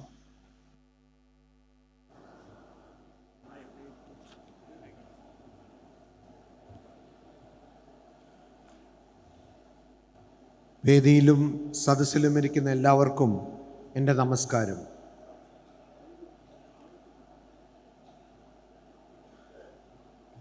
മുജാഹിദ് സ്ഥാപനത്തിൻ്റെ 10ാം സംസ്ഥാന സമ്മേളനത്തിൽ പങ്കെടുക്കുന്നതിൽ എനിക്ക് വളരെയേറെ സന്തോഷമാണ് ഉണ്ടാവുന്നത്. 2022 അവസാനിക്കുന്ന ഈ വേളയിൽ 2023 വരുന്ന ഈ വേളയിൽ വളരെ മുമ്പ് 1900 പാരീസിൽ വെച്ച് നടന്ന വേൾഡ് കോൺഗ്രസ് ഓഫ് റിലിജൻസിൽ വിവേകാനന്ദ സ്വാമികൾ പറഞ്ഞതാണ് എനിക്കിന്ന് ഓർമ്മയിൽ വരുന്നത്. ഓരോ മനുഷ്യനും ആ മനുഷ്യൻ്റെ പ്രത്യേക സ്വഭാവമനുസരിച്ച് മതസ്വാതന്ത്ര്യം, ആധ്യാത്മിക ജീവിതം നയിക്കാനുള്ള സ്വാതന്ത്ര്യം ഉണ്ടാവണം. അങ്ങനെ ഉണ്ടാവുമ്പോൾ മാത്രമേ നമ്മുടെ ഈ ലോകം യഥാർത്ഥത്തിൽ മനുഷ്യ ലോകമായി മാറുന്നുള്ളൂ എന്ന് വിവേകാനന്ദ സ്വാമികൾ പറഞ്ഞു. ഇന്ന് ലോകമെങ്ങും ഭാഷയുടെ പേരിലും മതത്തിൻ്റെ പേരിലും രാഷ്ട്രത്തിൻ്റെ പേരിലും പല വകതിരിവുകളും ധ്രുവീകരണങ്ങളും നമ്മൾ കണ്ടുകൊണ്ടിരിക്കുകയാണ്. ഇന്ന് ഭഗവാൻ ശ്രീ രാമകൃഷ്ണദേവൻ പറഞ്ഞ ആശയങ്ങൾ നമ്മൾ ഓർക്കണം. എങ്ങനെയാണോ വെള്ളത്തിന് ജലമെന്നും പാനിയെന്നും അക്വ എന്നും വാട്ടർ എന്നും പല നാമങ്ങൾ ഉണ്ടായിരുന്നിട്ടും യഥാർത്ഥത്തിൽ അത് വെള്ളം തന്നെയാണ്. അതുപോലെ തന്നെ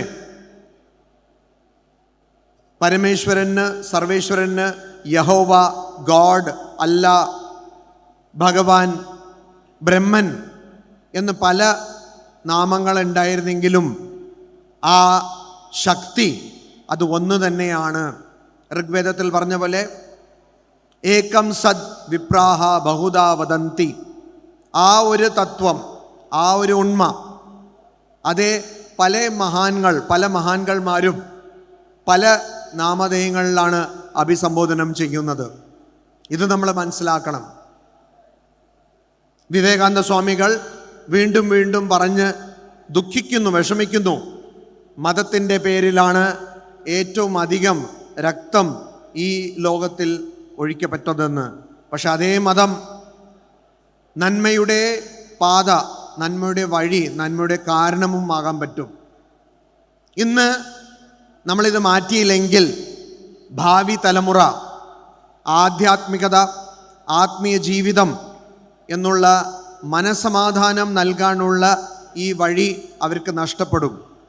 അതുകൊണ്ട് മനുഷ്യനെ ആദ്യം മനുഷ്യനായി കാണണം, മനുഷ്യനെ ദൈവത്തിൻ്റെ സന്തതിയായി കാണണം. അങ്ങനെ കണ്ട് പരസ്പരം സൗഹാർദ്ദം, സ്നേഹം വളർത്തി ഈ ലോകം മുഴുവനും ഒരു വലിയ കുടുംബമാണ്, ഒരു വലിയ പരിവാരമാണ് എന്നുള്ളത് നമ്മൾ മനസ്സിലാക്കണം. അതുപോലെ തന്നെയായിരിക്കണം നമ്മുടെ പ്രവർത്തനം. സ്നേഹം മാത്രമേ മതത്തിൻ്റെ അടിക്കള്ള ആവാൻ പറ്റുള്ളൂ, അടിത്തറ ആവാൻ പറ്റുള്ളൂ എന്നുള്ളത് നമ്മൾ മനസ്സിലാക്കണം. ഒരിക്കലും മതം മറ്റൊരു വ്യക്തിയെ വെറുക്കാൻ നമുക്ക് പഠിപ്പിക്കുന്നില്ല, സ്നേഹിക്കാൻ മാത്രമേ പഠിപ്പിക്കുന്നുള്ളൂ. മതത്തിൻ്റെ കാഴ്ചപ്പാട് വ്യത്യസ്തമാവാം, ഈശ്വരനെ കുറിച്ചുള്ള നമ്മുടെ ധാരണകൾ വ്യത്യസ്തമാവാം. പക്ഷേ എങ്ങനെയാണോ ഒരു വ്യക്തിയെ കീറിക്കഴിഞ്ഞാൽ അകത്തുള്ള രക്തത്തിൻ്റെ നിറം ചുമന്ന നിറം തന്നെയാണ്, അതുപോലെ സമാധാനം, സ്നേഹം, സഹിഷ്ണുത, ഇതൊക്കെ തന്നെയാണ് എല്ലാ മതങ്ങളും നമുക്ക് പഠിപ്പിച്ചു തരുന്നത്. ബൃഹദാരണിക ഉപനിഷത്ത് പറയുന്നു, ദ്വിതീയാത് വൈ ഭയം ഭവതി.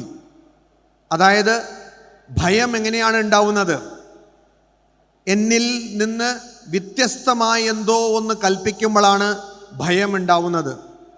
ഞാനല്ലാതെ വേറെ ഒന്നിനെ ഞാൻ കാണുമ്പോഴാണ് ഭയം ഉണ്ടാവുന്നത്. എന്നോടൊപ്പം ഈ ഭൂമിയിൽ ജീവിക്കുന്ന വ്യക്തിയെ എന്നിൽ നിന്ന് വ്യത്യസ്തനായി കാണുമ്പോഴാണ് ഭയമുണ്ടാവുന്നത്. നമ്മളെല്ലാവരും ഒരേ സർവേശ്വരൻ്റെ സന്തതികളാണ് എന്ന് തിരിച്ചറിഞ്ഞാൽ ആ ഭയം ഉണ്ടാവില്ല. ഈ സമ്മേളനത്തിൻ്റെ ലക്ഷ്യമായ നിർഭയത്വമാണ് മതം എന്നുള്ളത് നമ്മൾ മനസ്സിലാക്കണം. യഥാർത്ഥത്തിൽ ഒന്ന് ചേരുമ്പോഴാണ് യഥാർത്ഥ മതം അവിടെ ഉണ്ടാവുന്നത്. വൈവിധ്യമല്ല മതം, ഏകത്വമാണ് മതം. ആ ഏകതയിലേക്ക് നമ്മുടെ സമൂഹത്തിനെ, കുടുംബങ്ങളെ, ഭാവി തലമുറയെ നാം നയിക്കേണ്ടതാണ്. സ്വന്തം മതത്തിനെ കുറിച്ച് നല്ല രീതിയിൽ താത്വികമായി മാത്രമല്ല പ്രായോഗിക തലത്തിലും അറിഞ്ഞിരിക്കണം. വിവേകാനന്ദ സ്വാമികൾ പറയുന്നു, ഇന്ന് മതം ലോക പരിഹാസങ്ങളായി മാറിയിരിക്കുന്നുവെന്ന്. കാരണം മതത്തിൻ്റെ പേരിൽ നന്മയല്ല പ്രചരിക്കുന്നത്, തിന്മയാണ് പഠിപ്പിച്ചു തരുന്നത്. മതത്തിൻ്റെ പേരിൽ സ്നേഹമല്ല, വിദ്വേഷമാണ് പഠിപ്പിച്ചു കൊടുക്കുന്നത്. അങ്ങനെ ഒരിക്കലും അരുത്. മതം എല്ലാവരും ഒന്നാണ് എന്നുള്ളത് പഠിപ്പിച്ചു കൊടുക്കണം. അങ്ങനെ കണ്ടെത്തിയ മത നേതാക്കന്മാർ കൂടുതലും സമൂഹത്തിൽ പ്രവർത്തനം അവരുടെ കൂടുതലും ഉണ്ടാവണം. അഭിമാനം, നമ്മുടെ മതം, ആ മതത്തിൻ്റെ അംഗമാകാൻ നമുക്ക് അഭിമാനം ഉണ്ടാവണം. അതേസമയം മറ്റ് മതങ്ങളെ കുറിച്ചും നമ്മൾ അറിഞ്ഞിരിക്കണം. അറിയാത്തത് കൊണ്ടാണ്, അജ്ഞാനം കൊണ്ടാണ് വെറുപ്പുണ്ടാവുന്നത്, അജ്ഞാനം കൊണ്ടാണ് ഭയം ഉണ്ടാവുന്നത്. എന്തുകൊണ്ടാണ് ഒരു പ്രത്യേക മതത്തിനെ അനുകരിക്കുന്ന വ്യക്തി പ്രത്യേക രീതിയിൽ ഉടുപ്പ് ധരിക്കുന്നത്, പ്രത്യേക ഭക്ഷണം കഴിക്കുന്നത്, പ്രത്യേക രീതിയിൽ പ്രാർത്ഥിക്കുന്നത് എന്നുള്ള കാര്യങ്ങൾ നമ്മൾ അറിഞ്ഞിരുന്നെങ്കിൽ നമുക്കൊരിക്കലും ആ വ്യക്തിയെ കണ്ട് ഭയം തോന്നില്ല. അത്തരം എല്ലാ മതത്തിനെ കുറിച്ചും അത്യാവശ്യ കാര്യങ്ങൾ നമ്മുടെ പാഠപുസ്തകങ്ങളിൽ ഉണ്ടാവണം. മതചരിത്രങ്ങൾ നമ്മൾ പഠിക്കണം. നമ്മുടെ മക്കൾ അത് അറിഞ്ഞിരിക്കണം. മതമൊരിക്കലും മനുഷ്യനിൽ നിന്ന് വേർതിരിക്കാനല്ല ഉണ്ടായത്, മറിച്ച് മതത്തിൻ്റെ ഉദ്ദേശം മനസമാധാനം നൽകുന്നത് എന്നാണ്.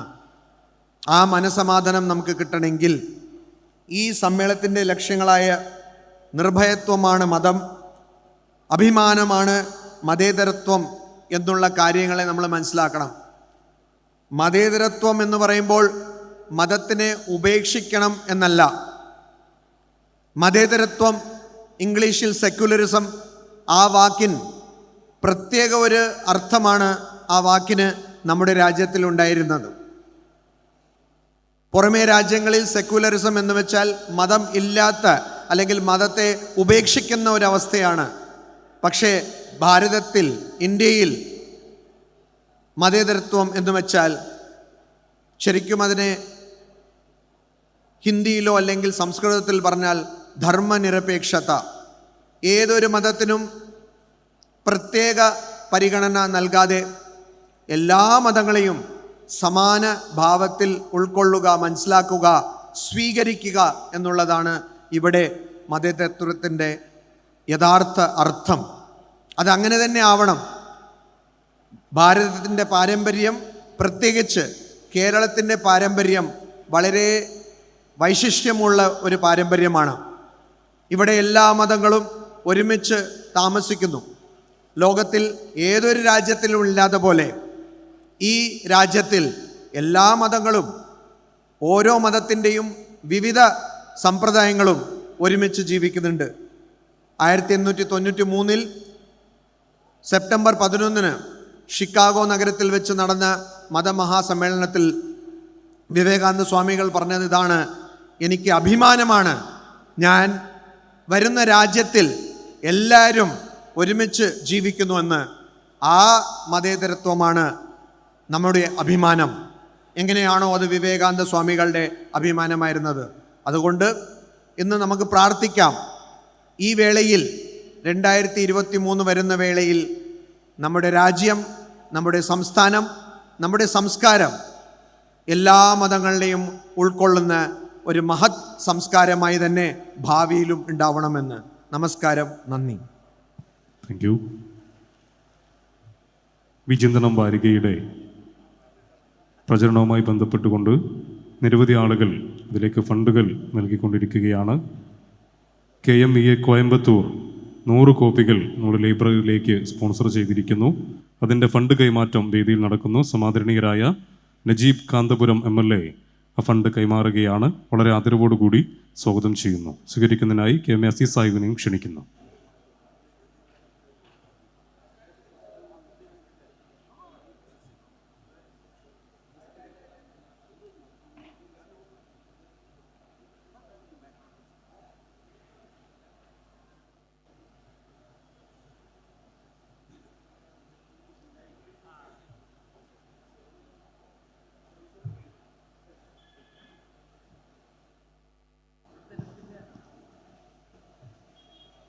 രാജ്യത്തിന് മാതൃകയായ വിദ്യാഭ്യാസ പദ്ധതികൾ തൻ്റെ സ്വന്തം മണ്ഡലത്തിൽ നടപ്പിലാക്കി ഏറെ ജനകീയനായ നജീബ് കാന്തപുരം MLA ഈ മഹാസംഗമത്തെ അഭിസംബോധന ചെയ്ത് സംസാരിക്കുന്നു. സാദരം ക്ഷണിക്കുന്നു. അസ്സലാമു അലൈക്കും വറഹ്മത്തുള്ളാഹി. വേദിയിലുള്ള സമാദരണീയരായ പണ്ഡിതന്മാർ, സാമൂഹ്യ പ്രവർത്തകർ, മതനേതാക്കൾ, 10ാം മുജാഹിദ് സമ്മേളനം അത്യുജ്വലമായി സംഘടിപ്പിക്കാൻ വേണ്ടി കഴിഞ്ഞ കുറേ ദിവസങ്ങളായി അധ്വാനിക്കുന്ന ഇതിൻ്റെ സംഘാടക സമിതി നേതാക്കന്മാർ, ഏറ്റവും സ്നേഹമുള്ള സഹോദരി സഹോദരന്മാർ,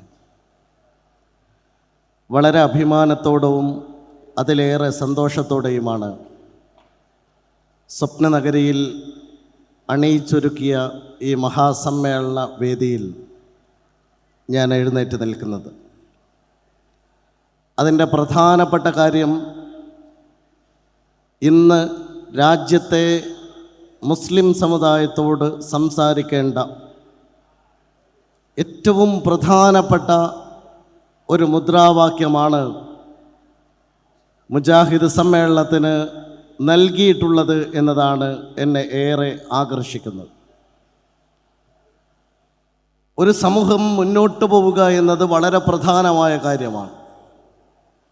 എല്ലാ ദുർഘട പാതകളെയും എല്ലാ പ്രതിസന്ധികളെയും മറികടന്ന് ഒരു സമൂഹത്തിന് മുന്നോട്ട് പോകാൻ സാധിക്കണമെങ്കിൽ ആ സമൂഹത്തിന് അനിവാര്യമായി വേണ്ടത് ഭയത്തിൽ നിന്നുള്ള മോചനമാണ്.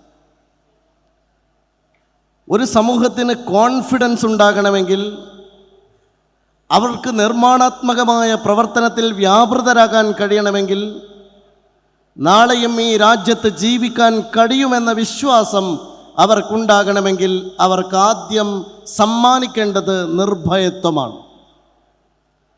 മതം നൽകുന്ന ഏറ്റവും വലിയ ശക്തി എന്ന് പറയുന്നത് കോൺഫിഡൻസ് ആണെങ്കിൽ, ആ ആത്മവിശ്വാസത്തെ ഊതിക്കാച്ചുന്നത് തീർച്ചയായും നിർഭയത്വമാണ് എന്ന തിരിച്ചറിവാണ് ഈ സമ്മേളനത്തിൻ്റെ ആശയധാര എന്ന് ഞാൻ മനസ്സിലാക്കുന്നു. അതുകൊണ്ട് തന്നെ ഇന്ത്യയിൽ ഇന്ന് വളരെ സംഘർഷഭരിതമായ ഒരു സാമൂഹ്യ ജീവിതത്തിലൂടെ കടന്നു പോകുന്ന ഒരു സമുദായത്തിന് മുമ്പിൽ വളരെ പുരോഗമനപരമായും സൃഷ്ടിപരമായും ചിന്തിക്കുന്ന ഒരു പ്രസ്ഥാനത്തിന് സമ്മാനിക്കാനുള്ള ഏറ്റവും നല്ല വാക്കാണ് മുജാഹിദ് സമ്മേളനം സമ്മാനിച്ചിരിക്കുന്നത് എന്ന് പറയുന്നതിലും എനിക്ക് സന്തോഷമുണ്ട്. ആ നിർഭയത്വത്തെ അതിൻ്റെ എല്ലാ അർത്ഥത്തിലും പ്രായോഗികവൽക്കരിച്ച ഒരു പ്രസ്ഥാനമാണ് മുജാഹിദ് പ്രസ്ഥാനം എന്നും ചരിത്ര വഴികൾ പരിശോധിക്കുന്ന നമുക്കെല്ലാവർക്കും ബോധ്യമാകുന്ന സംഗതിയാണ്. ഒരു ഘട്ടത്തിൽ പോലും ഈ രാജ്യത്തെ വർഗീയതയോട് രാജിയാകാൻ, ഈ രാജ്യത്തെ വിദ്വേഷ പ്രചരണങ്ങളോട് രാജിയാകാൻ, ഈ രാജ്യത്ത് അനുദിനം ശ്രമിച്ചുകൊണ്ടിരിക്കുന്ന വിഭാഗീയതയോട് രാജിയാകാൻ ശ്രമിക്കാനോ അല്ലെങ്കിൽ അതിന് സന്നദ്ധമാകാത്ത ഒരു ഇസ്ലാമിക പ്രസ്ഥാനമാണ് മുജാഹിദ് പ്രസ്ഥാനം എന്നതും അടിവരയിടേണ്ട കാര്യമാണ്. നമ്മുടെ രാജ്യത്ത് പലതരത്തിലുള്ള സാഹചര്യങ്ങളിലൂടെ രാജ്യം കടന്നുപോയിട്ടുണ്ട്. ഇന്ത്യ 5000 വർഷത്തിലേറെ പാരമ്പര്യമുള്ള ഒരു രാജ്യമാണ്. ആ രാജ്യത്തിൻ്റെ സഞ്ചാര വഴികളിലെ ഏറ്റവും നിർണായകമായ ഒരു സമയം രാജ്യത്തിൻ്റെ സ്വാതന്ത്ര്യ പോരാട്ടവുമായി ബന്ധപ്പെട്ട സമയമായിരുന്നു. ആ ഘട്ടത്തിൽ മുജാഹിദ് പ്രസ്ഥാനത്തിൻ്റെ അന്നത്തെ നേതാക്കന്മാർ വളരെ ശക്തമായി നിലപാടെടുത്തത് നേരത്തെ പ്രിയപ്പെട്ട MP അടക്കം ഇവിടെ സംസാരത്തിൽ അദ്ദേഹം സൂചിപ്പിക്കുകയുണ്ടായി. വക്കം അബ്ദുൽ ഖാദറും മുഹമ്മദ് അബ്ദുറഹ്മാൻ സാഹിബും അടക്കമുള്ള ധീരദേശാഭിമാനികൾ ഒരു ഘട്ടത്തിൽ വളരെ ശക്തമായി മുജാഹിദ് പ്രസ്ഥാനത്തിൻ്റെയും ഭാഗമായിരുന്നു. മൊയ്ദ് മൗലവി സാഹിബ് അടക്കമുള്ള ആളുകൾ അവർ മുന്നോട്ട് വെച്ച ഒരു ദേശീയ പ്രസ്ഥാനത്തിൻ്റെ ഭാഗമായിട്ടുള്ള ചിന്താധാരയുണ്ടായിരുന്നു. ആ ചിന്താധാര ഈ രാജ്യത്തെ മുസ്ലിങ്ങൾക്ക് അന്നും പകർന്നു നൽകിയത് കോൺഫിഡൻസ് ആണ്. മതം എന്ന് പറയുന്നത് കേവലം ഊരിയെറിയാനുള്ള ഒരു ഉടയാഭരണം മാത്രമല്ല, ആവശ്യമുള്ളപ്പോൾ ധരിക്കുകയും ആവശ്യമുള്ളപ്പോൾ മാറ്റിവെക്കുകയും ചെയ്യാൻ കഴിയുന്ന ഒരു മേൽവസ്ത്രവുമല്ല. അത് മനുഷ്യനെ സമഗ്രമായും സമൂലമായും സ്വാധീനിക്കുകയും മനുഷ്യൻ്റെ വഴി നിശ്ചയിക്കുകയും ചെയ്യുന്ന ഒന്നാണെങ്കിൽ ആ വഴി ഏതാവണം എന്നതാണ് ഈ സമ്മേളനത്തിൻ്റെ പ്രമേയത്തിലൂടെ കൃത്യമായി പറയുന്നത്. എന്നാൽ ഈ സമ്മേളനത്തിൻ്റെ തന്നെ വളരെ നിഗൂഢമായി തെറ്റിദ്ധരിപ്പിക്കുന്നതിനുള്ള ശ്രമങ്ങൾ ചില ഭാഗങ്ങളിൽ നിന്നുണ്ടായി എന്നത് വളരെ ദുഃഖകരമായ ഒരു കാര്യമായി ഞാൻ ഓർമ്മിക്കാൻ ഈ അവസരം ഉപയോഗിക്കുകയാണ്. RSSുമായോ സംഘപരിവാറുമായോ ഇന്ത്യയിലെ മുസ്ലിങ്ങൾ എങ്ങനെയാണ് പോരാട്ടം നടത്തേണ്ടതെന്ന്, അത്തരം പ്രസ്ഥാനങ്ങളെ എങ്ങനെയാണ് പ്രതിരോധിക്കേണ്ടതെന്ന് ഞങ്ങൾക്ക് ക്ലാസ് എടുക്കാൻ പുതിയ ഉസ്താദുമാരെ ആവശ്യമില്ല എന്നുകൂടി ഈ സമ്മേളന വേദിയിൽ പറയേണ്ടതുണ്ട് എന്ന് ഞാൻ മനസ്സിലാക്കുന്നു. കാരണം നമ്മൾ നടന്നു വന്ന വഴികളെക്കുറിച്ച്, നമ്മൾ നടത്തിയ പോരാട്ടങ്ങളെക്കുറിച്ച്, നമ്മൾ ഏറ്റുമുട്ടുന്ന ഏറ്റവും ഭീകരമായിട്ടുള്ള യാഥാർത്ഥ്യങ്ങളെക്കുറിച്ച് ഒരു ധാരണയുമില്ലാത്തവരാണ് ഇവിടെ ഇരിക്കുന്നത് എന്ന് ആരും കരുതരുത്. ഈ രാജ്യത്തിൻ്റെ സഞ്ചാരപഥങ്ങളെക്കുറിച്ച് നല്ല ധാരണയുണ്ട്. പക്ഷേ ഒരു രാജ്യത്ത് ജീവിക്കുന്ന മനുഷ്യരെന്ന നിലയിൽ സംവാദങ്ങളുടെ വാതിലുകൾ കൊട്ടിയടക്കാതെ പറയേണ്ടത് ആരുടെ മുമ്പിലും പറയാൻ നിർഭയത്വമുണ്ടാകണം എന്നൊരു സമ്മേളനം തന്നെ പറയുന്നു എന്നതാണ് ഇതിൻ്റെ ഏറ്റവും പ്രധാനപ്പെട്ട കാര്യം. നമുക്കെല്ലാവർക്കും മുന്നോട്ട് തന്നെയാണ് പോകേണ്ടത്. ഇന്ത്യയിലെ മുസ്ലിങ്ങളെ സംബന്ധിച്ചിടത്തോളം ഭയപ്പെടുത്താൻ ഒരുപാട് പേരുണ്ട്. ഭയപ്പെടുത്തി വശത്താക്കുക എന്നതാണ് ഇന്നത്തെ രാഷ്ട്രീയത്തിൽ ചില ആളുകളുടെ ഏറ്റവും നിഗൂഢമായ ശ്രമം. നമ്മെ അങ്ങനെ ഭയപ്പെടുത്തി വശത്താക്കാൻ സാധിക്കുന്ന ഒരു കാര്യമല്ല എന്ന ബോധ്യപ്പെടുത്തലാണ് ഈ ഘട്ടത്തിൽ ഉണ്ടാകേണ്ടത് എന്ന് ഞാൻ മനസ്സിലാക്കുന്നു.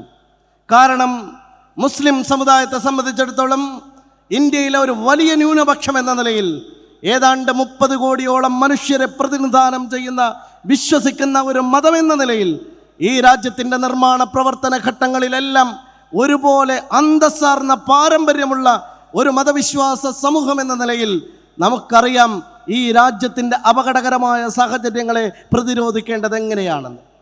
ആ പ്രതിരോധത്തിൻ്റെ വഴി ഏതു വഴി ആയിരിക്കണമെന്നതിനും ഒരു പ്രസ്ഥാനം എന്ന നിലയിൽ മുജാഹിദ് പ്രസ്ഥാനം എന്നും അതിൻ്റെ നയവും നിലപാടും സുദൃഢമായും കൃത്യതയോടെയും പറഞ്ഞിട്ടുണ്ട്. ഇന്ത്യ പോലെയുള്ള ഒരു ബഹുസ്വര സമൂഹത്തിൽ മുസ്ലിങ്ങളെ ഭയപ്പെടുത്താൻ വേണ്ടി പലരും ശ്രമിക്കുമ്പോൾ നിങ്ങൾ പേടിക്കരുത് എന്ന് പറയാനുള്ള ആളുകളാണ് ഇന്ന് സമുദായത്തിനകത്ത് നിന്ന് ഉയർന്നു വരേണ്ടത്. ആ രാഷ്ട്രീയമാണ് ഇന്ന് നാം വളരെ ശക്തമായി കൈമാറേണ്ടത്. ഞങ്ങൾ പേടിക്കുകയില്ലെന്നും ഞങ്ങൾ നിർഭയരാണെന്നും ഞങ്ങൾ മുന്നോട്ട് പോകുന്ന സമുദായമാണെന്നും ഞങ്ങൾ ഈ രാജ്യത്തിൻ്റെ ഭാഗമാണെന്നും ഈ രാജ്യം ഞങ്ങൾക്ക് എല്ലാവരെക്കാളും പ്രധാനപ്പെട്ടതാണെന്നും ഞാനിത് പറയുമ്പോൾ ഒരു കാര്യം കൂടി അടിവരയിട്ട് ഞാൻ പറയാൻ ആഗ്രഹിക്കുന്നു. മറ്റെല്ലാ സമൂഹങ്ങൾക്കും അപ്പുറം ഇന്ത്യയിലെ മുസ്ലിങ്ങൾക്ക് ഈ രാജ്യത്തോട് ഒരു അമിതമായിട്ടുള്ള പ്രതിബദ്ധതയുണ്ട്. കാരണം ഇന്ത്യ വിഭജിക്കപ്പെട്ടപ്പോൾ ഈ രാജ്യത്തെ മറ്റൊരു സമുദായത്തിനുമില്ലാത്ത ഒരവസരം ഇന്ത്യയിലെ മുസ്ലിങ്ങൾക്കുണ്ടായിരുന്നു.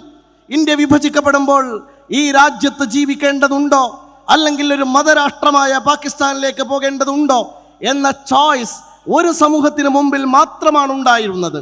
അത് ഇന്ത്യയിലെ മുസ്ലിങ്ങൾക്ക് മുമ്പിലായിരുന്നു. ഉത്തരേന്ത്യയിലടക്കം പല മുസ്ലിം നേതാക്കളും വിഭജനത്തോടൊപ്പം രാജ്യം വിട്ട് പാകിസ്ഥാനിലേക്ക് പോയപ്പോൾ ഇന്ത്യയിലെ മുസ്ലിമിന് മുമ്പിൽ, ഈ മുസ്ലിം നേതാക്കൾക്ക് മുമ്പിൽ ഇതേ ചോദ്യം വളരെ ശക്തമായി അന്ന് ഉയർന്നു. നിങ്ങളേതാണ് നിങ്ങളുടെ ചോയ്സ്? നിങ്ങൾക്ക് ഏതാണ് താല്പര്യം? നിങ്ങൾക്ക് ഒരു മതരാഷ്ട്രമായ പാകിസ്ഥാനിലേക്ക് പോകണമോ? അതിനുള്ള അവസരം തുറന്നു വച്ചിരുന്നു. നിങ്ങൾക്ക് പകരം എല്ലാ മതവിശ്വാസികളും ഒരുമിച്ച് കഴിയുന്ന ഒരു മതസൗഹാർദ്ദത്തിൻ്റെ, മതേതരത്വത്തിൻ്റെ, മതസഹിഷ്ണുതയുടെ നാടായ ഇന്ത്യ വേണോ എന്ന ചോദ്യം മുസ്ലിങ്ങൾക്ക് മുമ്പിൽ മാത്രമാണ് ഉന്നയിക്കപ്പെട്ടത്. ആ ചോദ്യത്തിന് ഉത്തരം നൽകിയ സമുദായമാണ് ഇന്ത്യയിലെ മുസ്ലിങ്ങൾ എന്നതാണ് ഏറ്റവും പ്രധാനപ്പെട്ട കാര്യം. അന്ന് നമ്മുടെ മുൻഗാമികൾ തെരഞ്ഞെടുത്തത് ഞങ്ങൾക്കൊരു മതരാഷ്ട്രമല്ല വേണ്ടത്, മതവൈവിധ്യമുള്ള രാഷ്ട്രമാണ് എന്നു തെരഞ്ഞെടുത്ത് ഇന്ത്യയിൽ നിന്ന സമുദായമാണ് ഇന്ത്യയിലെ മുസ്ലിങ്ങൾ എന്നതുകൊണ്ട് തന്നെ ഈ സമുദായത്തിന് ഒരു പടി കൂടി രാജ്യത്തോട് കൂറും രാജ്യത്തോട് വിശ്വാസ്യതയുമുണ്ട്. അതാർക്ക് മുമ്പിലും നമ്മൾ പണയം വെച്ചിട്ടില്ല. അതേസമയം ഒരു ഭയപ്പെടുത്തുന്ന ശക്തികൾക്ക് മുമ്പിലും നമ്മൾ തലകുനിച്ചിട്ടുമില്ല. അങ്ങനെ തലകുനിക്കേണ്ടവരല്ല ഇന്ത്യയിലെ മുസ്ലിങ്ങൾ. തലകുനിക്കാൻ ഒന്നുമില്ലാത്തവരാണ് ഇന്ത്യയിലെ മുസ്ലിങ്ങൾ. ആ മുസ്ലിം സമുദായത്തെ പ്രതിനിധാനം ചെയ്യുന്ന ഒരു മഹത്തായ പ്രസ്ഥാനമായി ഞാൻ മുജാഹിദ് പ്രസ്ഥാനത്തെ കാണുന്നു. അതുകൊണ്ട് ഞങ്ങളുടെ മതേതരത്വത്തിൻ്റെ സർട്ടിഫിക്കറ്റ് ആരാൻ്റെ അടുക്കളയിൽ തെളിയിക്കേണ്ട ആവശ്യം ഇന്ന് തൽക്കാലമില്ല എന്ന് മാത്രം പറഞ്ഞ് ഈ മഹത്തായ സമ്മേളനത്തിന് എല്ലാ ആശംസകളും നേരുന്നു. നന്ദി. അസ്സലാമു അലൈക്കും. Thank you sir. ഫുഡ് വോളണ്ടിയേഴ്സും ലീഡേഴ്സും 5:30 വോളണ്ടിയർ റൂമിൽ എത്തിച്ചേരണമെന്ന് അറിയിക്കുകയാണ്. മഹാരാഷ്ട്രയിൽ നിന്നുള്ള പാർലമെൻറ്റ് അംഗവും അറിയപ്പെടുന്ന കവിയും പ്രഭാഷകനുമായ ഇമ്രാൻ പ്രതാപ് ഗിരിയാണ് നമ്മുടെ ഈ മഹാസംഗമത്തിൻ്റെ ഉദ്ഘാടന കർമ്മം നിർവഹിക്കുന്നത്. Member of Parliament from Maharashtra, well-known speaker, renowned poet, currently chairman of AICC Minority Department, proudly invite to Imran Pratap Giri MP to inaugurate the great gathering. So please. अस्सलाम वालेकुम। मैं उर्दू में बात करूंगा। पहली बार आपके दयारे मोहब्बत में हाजिर हुआ हूं। सबसे पहले तो इस तंजीम को बहुत सारी मुबारकबाद, इतना शानदार प्रोग्राम करने के लिए जिसकी ज़रूरत इस वक्त समाज को, सोसाइटी को है। जो मेरा टॉपिक है वो है 75 years of India's independence, Bharat की आज़ादी के 75 साल। मुझे पता है कुछ लोग मेरी ज़बान समझेंगे, मुझे मलयाली नहीं आती, आपको उर्दू थोड़ी कम आती होगी, हिंदी कम आती होगी, लेकिन आप समझने की कोशिश करिएगा, मैं भी समझाने की कोशिश करूंगा। इसी तरह से बात बन जाएगी इंशाल्लाह। भारत की आज़ादी के 75 साल। कोई मजनू कोई फरहाद बना फिरता है, कोई मजनू कोई फरहाद बना फिरता है, इश्क में हर कोई उस्ताद बना फिरता है, जिससे ताबीर की एक ईंट उठाई न गई, ख्वाब के शहर की बुनियाद बना फिरता है। केरल वालों, हम आज चर्चा कर रहे हैं भारत की आज़ादी के 75 सालों पर।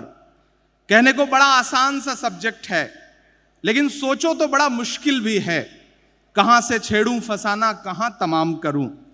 ये जो 75 सालों की बुनियाद है, अगर इसकी तह में जाऊं तो अंग्रेजों के खिलाफ लड़ते हुए जंग आजादी के अजीम योद्धा हैं और उनकी अगुवाई करते हुए एक धोती एक लाठी लिए हुए महात्मा गांधी हैं। उनके पीछे खड़ा है एक हुजूम और हमारी आंखों में है तमाम जंग आजादी के मुजाहिदीन के चेहरे। मैं याद कर रहा हूं मोहम्मद अब्दुल रहमान साहिब को, याद कर रहा हूं मोईदू मौलवी साहिब को, वाकोम अब्दुल खादिर साहिब को, मैं याद कर रहा हूं भगत सिंह, अशफाक, चंद्रशेखर आजाद से लेकर पंडित जवाहरलाल नेहरू और मौलाना आजाद तक को।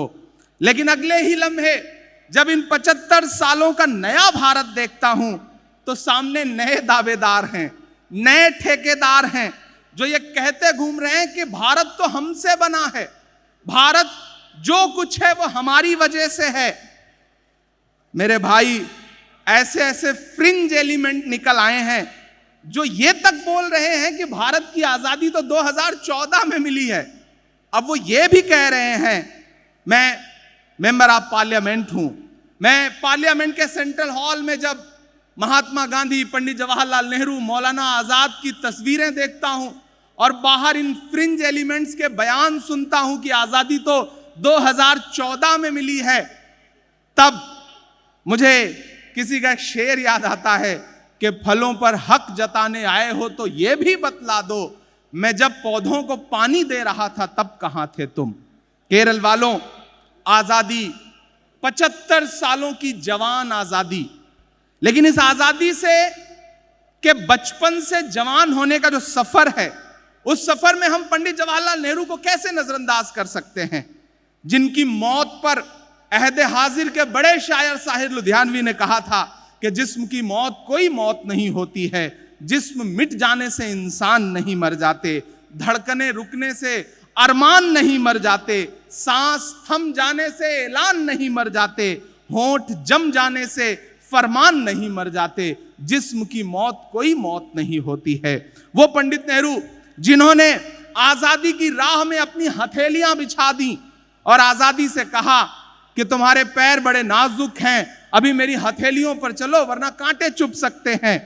जिन्होंने उस दौर में बाबा साहेब डॉक्टर भीमराव अंबेडकर जी से कहा, सोचिए उनका विजन कितना बड़ा था, उन्होंने बाबा साहेब भीमराव अंबेडकर से कहा कि हम देश को एक ऐसा संविधान देना चाहते हैं, एक ऐसा कॉन्स्टिट्यूशन देना चाहते हैं जिसमें लिखा हो of the people, by the people, for the people, जनता के लिए, जनता के द्वारा, जनता का शासन।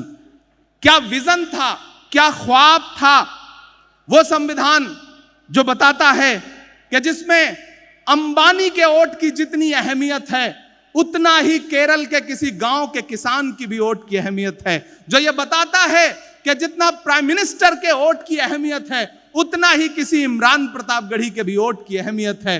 वो कॉन्स्टिट्यूशन जिसका article 14, article 15, article 16, article 19, article 21, 25, 30 जो ये कहता है कि देश के रिलीजियस, लिंग्विस्टिक और कल्चरल माइनॉरिटीज के जो फंडामेंटल राइट हैं उन्हें बचाया जाएगा, उन्हें सुरक्षित रखा जाएगा, उन्हें सेफ रखा जाएगा। हम कैसे भूल सकते हैं कि जब मुल्क बढ़ चुका था, कमोबेश आज जैसी ही नफरतें चारों तरफ फजाओं में घुली हुई थीं, उस वक्त में भी कोई पंडित किसी एक मौलाना से कहता है कि आओ अबुल कलाम आजाद मेरे सीने से लगो और हमारी कैबिनेट में देश के एजुकेशन मिनिस्टर बनो और देश की नई पीढ़ी को पढ़ने लिखने का रास्ता हमवार करो। हम कैसे भूल सकते हैं उस अजीम इंसान को। ये जो मद्रास, खड़गपुर, बंबई, दिल्ली, मुंबई में आईआईटी की बुलंद इमारत दिख रही है, इसकी बुनियाद में पंडित जवाहरलाल नेहरू के ख्वाब हैं। ये जो नेशनल स्कूल ऑफ ड्रामा है, एनएसडी, ये जो संगीत नाटक अकादमी है, इसकी बुनियाद में पंडित नेहरू के ख्वाब हैं। कितना बड़ा था पंडित नेहरू का पॉलिटिकल विजन, जो ये कहते थे कि मैं नहीं चाहता कि भारत एक ऐसा देश बने जहां लाखों लोग एक शख्स की हां में हां मिलाएं। मैं चाहता हूं कि मुल्क में एक मजबूत अपोजिशन हो, मजबूत विपक्ष हो।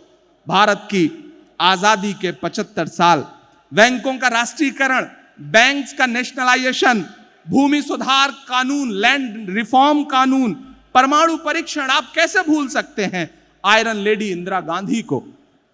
एक ऐसा दौर जब मुल्क की सत्ता में काबिज पार्टी न तो लोकसभा में, न तो विधानसभा में, न तो राज्यसभा में किसी एक अकलियत को टिकट देती है, बल्कि पहले से मौजूद मुख्तार अब्बास नकवी, सैयद जफर इस्लाम, एमजे अकबर को एक झटके में किनारे लगा देती है।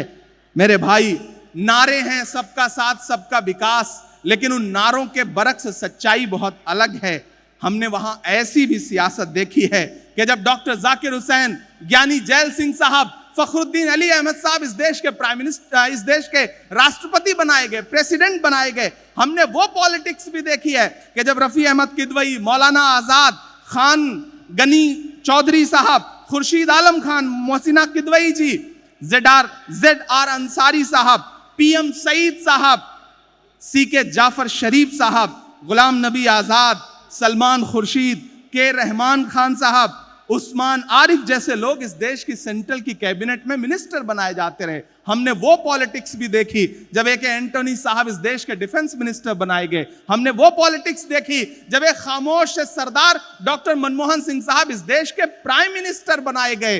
ये जो आजादी के 75 सालों का ताना बाना है, इस पे हम तबसरा कर रहे हैं, इस पे हम बात कर रहे हैं, तो हमें यह भी सोचना पड़ेगा कि ये जो सेकुलर लफ्ज है, आज का टॉपिक टॉलरेंस भी है, ऐसे में ये जो सेकुलर लफ्ज है जिसे आज नागपुर से भी गाली मिलती है और हैदराबाद से भी गाली मिलती है, उस सेकुलर लफ्ज को इस देश के कॉन्स्टिट्यूशन के प्रियम्बल में 42वें अमेंडमेंट में इंदिरा गांधी जी ने जरूरी बना दिया, उसका हिस्सा बना दिया। हम कैसे भूल सकते हैं। लेकिन मैं यहां खड़ा होकर के डाइस पे, मेरा ख्याल है मैं सबसे छोटी उम्र का हूं, यहां खड़ा होकर के यह तस्लीम करता हूं कि इन 75 सालों में तमाम कड़वी यादें भी हैं, लहू लहू मंजर भी हैं, संविधान के खिलाफ सड़क पर उतर करके लड़ती हुई तंजीमें भी हैं। उन्हीं सब के दरमियान लोकतंत्र से टूटता हुआ भरोसा भी है और ढहाई गई इबादत गाहें भी हैं, जिनका दर्द आज भी पुरानी पीढ़ी की जबीनों पर मौजूद है। ये जब्र भी देखा है, तारीख के लम्हों ने खता की थी, सदियों ने सजा पाई। लेकिन जिंदगी हमेशा आगे बढ़ने का नाम है, नई चुनौतियों से लड़ने का नाम है। ऐसा नहीं कि नई सदी में कोशिशें नहीं हुई। आज आपके पास, इस देश के एक एक इंसान के पास राइट टू इंफॉर्मेशन है, राइट टू एजुकेशन है, राइट टू फूड है, मनरेगा है, 2006 की सच्चर कमेटी की रिपोर्ट है जो ये बताती है कि माइनॉरिटी अपीजमेंट का जो एक मिथ एक पार्टी ने बनाया है, दरअसल वो झूठा है। मैं यूपीए की उस हुकूमत के दौरान सच्चर कमेटी की जो रिपोर्ट आई, उसके लिए मैं मुबारकबाद दूंगा कि कम से कम हुकूमत ने हिम्मत दिखाई, क्योंकि जब तक बीमारी पता नहीं होगी उसका इलाज नहीं हो सकता है। 2007 का रंगनाथ मिश्रा कमीशन, 2013 का अमिताभ कुंडू की रिपोर्ट, 2006 में मिनिस्ट्री ऑफ माइनॉरिटी अफेयर्स, जिसे अब लगभग बंद कर दिया जा रहा है। यहां बड़ी तादाद में स्टूडेंट्स बैठे होंगे। मैं आपसे यह कहना चाहता हूं कि यूपीए के वक्त प्राइम मिनिस्टर का 15 पॉइंट प्रोग्राम याद करिए, मौलाना आजाद एजुकेशन फाउंडेशन याद करिए और उसे बचाने की लड़ाई भी लड़िए। मौलाना आजाद फेलोशिप बंद कर दी गई है, यूनिवर्सिटीज के कैंपस करा रहे हैं, अलीगढ़ यूनिवर्सिटी से लेकर के, जामिया से लेकर, हैदराबाद यूनिवर्सिटी से लेकर के इलाहाबाद यूनिवर्सिटी तक के कैंपस करा रहे हैं। मैं as a member of parliament Maulana Azad national fellowship के लिए लगातार पार्लियामेंट में आवाज उठाता रहा हूं। मैं आपसे यह कहना चाहता हूं कि हम चुप नहीं हैं, हम लगातार बोल रहे हैं। मैं डरा नहीं, मैं झुका नहीं, कहीं छुप छुपा के खड़ा नहीं। जो डटे हुए हैं महाज पर मुझे उन सफ़ों में तलाश कर। केरल वालों, इस शानदार प्रोग्राम में मैं खड़ा होकर आज़ादी के 75 सालों पे जब बात कर रहा हूं, तो हम इन दिनों ये मंजर भी देख रहे हैं कि हम संस्कृत का एक सूत्रवाक्य सुनते हैं, यत्र नार्यस्त पूज्यन्ते रमन्ते तत्र देवता। जहां नारियों की पूजा होती है वहां देवता निवास करते हैं। जब हम इस सूत्रवाक्य को पढ़ते हैं, सुनते हैं और फिर लाल किले की दीवार से देश के प्राइम मिनिस्टर का भाषण भी सुनते हैं कि इस देश में महिलाओं की सुरक्षा, महिलाओं के सम्मान की जरूरत है, उधर भाषण होता रहता है। अगले 2 घंटे बाद इसी देश में बिल्कीस के जो बलात्कारी हैं वो रिहा किए जाते हैं, सरकारी शय पर रिहा किए जाते हैं। हमारी आंखें ये मंजर भी देख रही हैं। ऐसे में ये जो सबका साथ सबका विकास, बेटी बचाओ बेटी पढ़ाओ का नारा है, इस नारे को सच बनाने की जरूरत है। मैं आपके सामने खड़ा होकर के आपसे ये कह रहा हूं कि ये जो डेमोक्रेसी है, ये जो कॉन्स्टिट्यूशन है, इसके जो मजबूत पिलर हैं वो पिलर कहीं ना कहीं कमजोर हुए हैं। और मेरा मानना है कि उसमें मीडिया का जो रोल है वो बहुत बड़ा है, लेकिन मीडिया कहीं ना कहीं कमजोर हुआ है। मीडिया की लगाम कहीं ना कहीं ऐसे उद्योगपतियों के हाथों में गई है जो नहीं चाहते कि डेमोक्रेसी मजबूत रहे। मीडिया एक ऐसा सच है जिसे हमें तस्लीम भी करना है और जिस पर हमें बात भी करना है। मैं सच कहूं, पसे दीवार झूठ बोलते हैं। मैं सच कहूं, पसे दीवार झूठ बोलते हैं। मेरे खिलाफ मेरे यार झूठ बोलते हैं। मिली है जब से उन्हें बोलने की आजादी, तमाम शहर के अखबार झूठ बोलते हैं। मीडिया जो डेमोक्रेसी का एक सबसे जरूरी और सबसे अहम पार्ट है, वो पार्ट कहीं ना कहीं प्रेशर में है। इन 75 सालों की आजादी के तबसरे पर हमें मीडिया पर भी तबसरा करने की जरूरत है। केरल की इस तंजीम ने आज ये टॉपिक रखा है। मैं उस टॉपिक पे बात करूं तो मेरी आंखों में तमाम चेहरे उभर के आते हैं। आजादी के तमाम खूबसूरत लम्हे भी आते हैं, लेकिन तमाम दर्द भी आते हैं। तो मैं यहां खड़ा होकर के अपनी नई पीढ़ी से, मैं अभी सिर्फ 35 इयर्स का हूं, बिल्कुल नौजवान हूं, पार्लियामेंट में आपके मुद्दों पर लड़ रहा हूं। मैं अपनी नई पीढ़ी से कहना चाहता हूं कि हर आदमी अपनी स्पीच में आपको यह बताएगा कि वक्त मुश्किल है, डेमोक्रेसी के लिए, कॉन्स्टिट्यूशन के लिए इट्स ए टफ टाइम। लेकिन मैं आपको होप दिलाता हूं, आपको उम्मीद दिलाता हूं कि कितना भी टफ टाइम क्यों ना हो, तारीख ने, वक्त ने इससे बुरा वक्त देखा है, इससे मुश्किल वक्त देखा है। आने वाला दिन अगर हम मजबूती से लड़ते रहे इस देश के कॉन्स्टिट्यूशन को बचाने के लिए, इस देश की डेमोक्रेसी को बचाने के लिए, तो एक बेहतर वक्त फिर लौट के आएगा। उसके लिए हमें कोशिश करनी पड़ेगी। डरने से काम नहीं चलेगा। लोकतंत्र को बचाने के लिए, कॉन्स्टिट्यूशन को बचाने के लिए एक बड़ी लड़ाई छिड़ी हुई है। मैं ये मानता हूं कि इस वक्त भारत दुनिया के नक्शे में जहां खड़ा है, उस नक्शे में जो भारत है, उस भारत में जो 2 लाइन खींची है, एक तरफ वो लोग खड़े हैं जो ये सोचते हैं कि मुल्क उनकी तानाशाही से चलेगा, उनकी मर्जी से चलेगा, कॉन्स्टिट्यूशन से नहीं चलेगा, डेमोक्रेसी से नहीं चलेगा। उधर दूसरी तरफ वो लोग खड़े हैं जो कहते हैं कि यह मुल्क डॉक्टर बाबा साहब भीमराव अंबेडकर के संविधान से चलेगा, पंडित जवाहरलाल नेहरू जी के उसूलों से चलेगा, मौलाना आजाद के ख्वाबों से चलेगा। यह देश कॉन्स्टिट्यूशन से चलेगा। और उस लड़ाई में, यह बड़ी लड़ाई है, हमें छोटा नहीं सोचना है। जब बड़ी लड़ाई हो तो छोटी छोटी चीजें नजरअंदाज करनी पड़ती हैं और बड़े विजन के लिए हमें आगे बढ़ना पड़ता है। मैं अपनी नई नस्लों से यह कहना चाहता हूं कि हां, नए नए कानून तैयार हैं, नए नए ड्राफ्ट तैयार हैं। सरकार यह समझ ही नहीं पा रही है कि देश को यूनिफॉर्मिटी की नहीं बल्कि इक्वलिटी की जरूरत है। इक्वालिटी कभी भी इनफॉर्मिटी से नहीं आती है। मैं उस दिन पार्लियामेंट में मौजूद था जिस दिन यूनिफॉर्म सिविल कोड इंट्रोड्यूस किया गया, प्राइवेट मेंबर बिल इंट्रोड्यूस किया गया। मैं पार्लियामेंट में था, मैं अपोज कर रहा था। और मैं यहां खड़ा होकर के भी यह कह रहा हूं कि हमारी सरकारों को यह समझना पड़ेगा कि यूनिफॉर्मिटी से ज्यादा इस देश को इक्वालिटी की जरूरत है और उसके लिए हमें कोशिश भी करनी पड़ेगी। अगर चैलेंजेस बड़े हैं तो पॉजिटिव पहलू भी बड़ा है। मैं केरल में खड़ा हूं, लेकिन केरल में खड़ा होकर के पूरे हिंदुस्तान के नौजवानों से यह कहना चाहता हूं कि कभी कैफी आजमी ने कहा था कि यह जमीन तब भी निगल लेने पर आमादा थी, यह जमीन तब भी निगल लेने पर आमादा थी, पांव जब टूटती शाखों से उतारे हमने। इन मकानों को खबर है न मकीनों को खबर, उन दिनों की जो खलाओं में गुजारे हमने। हाथ ढलते गए सांचे में तो थकते कैसे, नक्श के बाद नए नक्श निखारे हमने। कि ये दीवार बुलंद और बुलंद और बुलंद, बामोदर और जरा और संवारे हमने। आंधियां तोड़ लिया करती थी शम्मों की लवें, जड़ दिए इसलिए बिजली के सितारे हमने। आज की रात बहुत गर्म हवा चलती है, आज की रात ना फुटपाथ पे नींद आएगी। सब उठें, मैं भी उठूं, तुम भी उठो, तुम भी उठो, कोई खिड़की इसी दीवार में खुल जाएगी। अगर चैलेंजेस हैं तो तमाम पॉजिटिव पहलू भी हैं।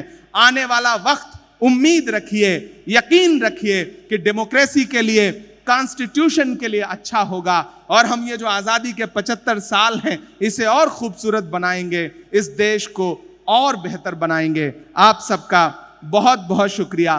केसी वेणुगोपाल जी का बहुत शुक्रिया जिन्होंने मुझे इस प्रोग्राम में स्पेशली फोर्स करके भेजा। मैं इस प्रोग्राम में आ करके और तमाम जिम्मेदारान से मिल करके ये महसूस कर रहा हूं कि इस तरह के सम्मेलनों की, कॉन्फ्रेंसेज को पूरे देश में ज़रूरत है और इस तंजीम को बहुत सारी मुबारकबाद। मोहब्बत का अगर इम्कान होता तो घर में मीर का दीवान होता, तेरी महफिल में आकर सोचते हैं, ना आते तो बड़ा नुकसान होता। बहुत शुक्रिया, बहुत सारी मोहब्बत। Heartily thanks, Imran Pradap Giri MP, for your available time and powerful words. Azadi and tolerance കോൺഫറൻസിൻ്റെ ഈ മഹാവേദിക്ക് ആശംസകൾ നേർന്നുകൊണ്ട് അഡ്വക്കേറ്റ് TPM ഇബ്രാഹിം ഖാൻ ഈ സദസ്സിനെ അഭിസംബോധന ചെയ്യുന്നു. സാദരം ക്ഷണിക്കുന്നു.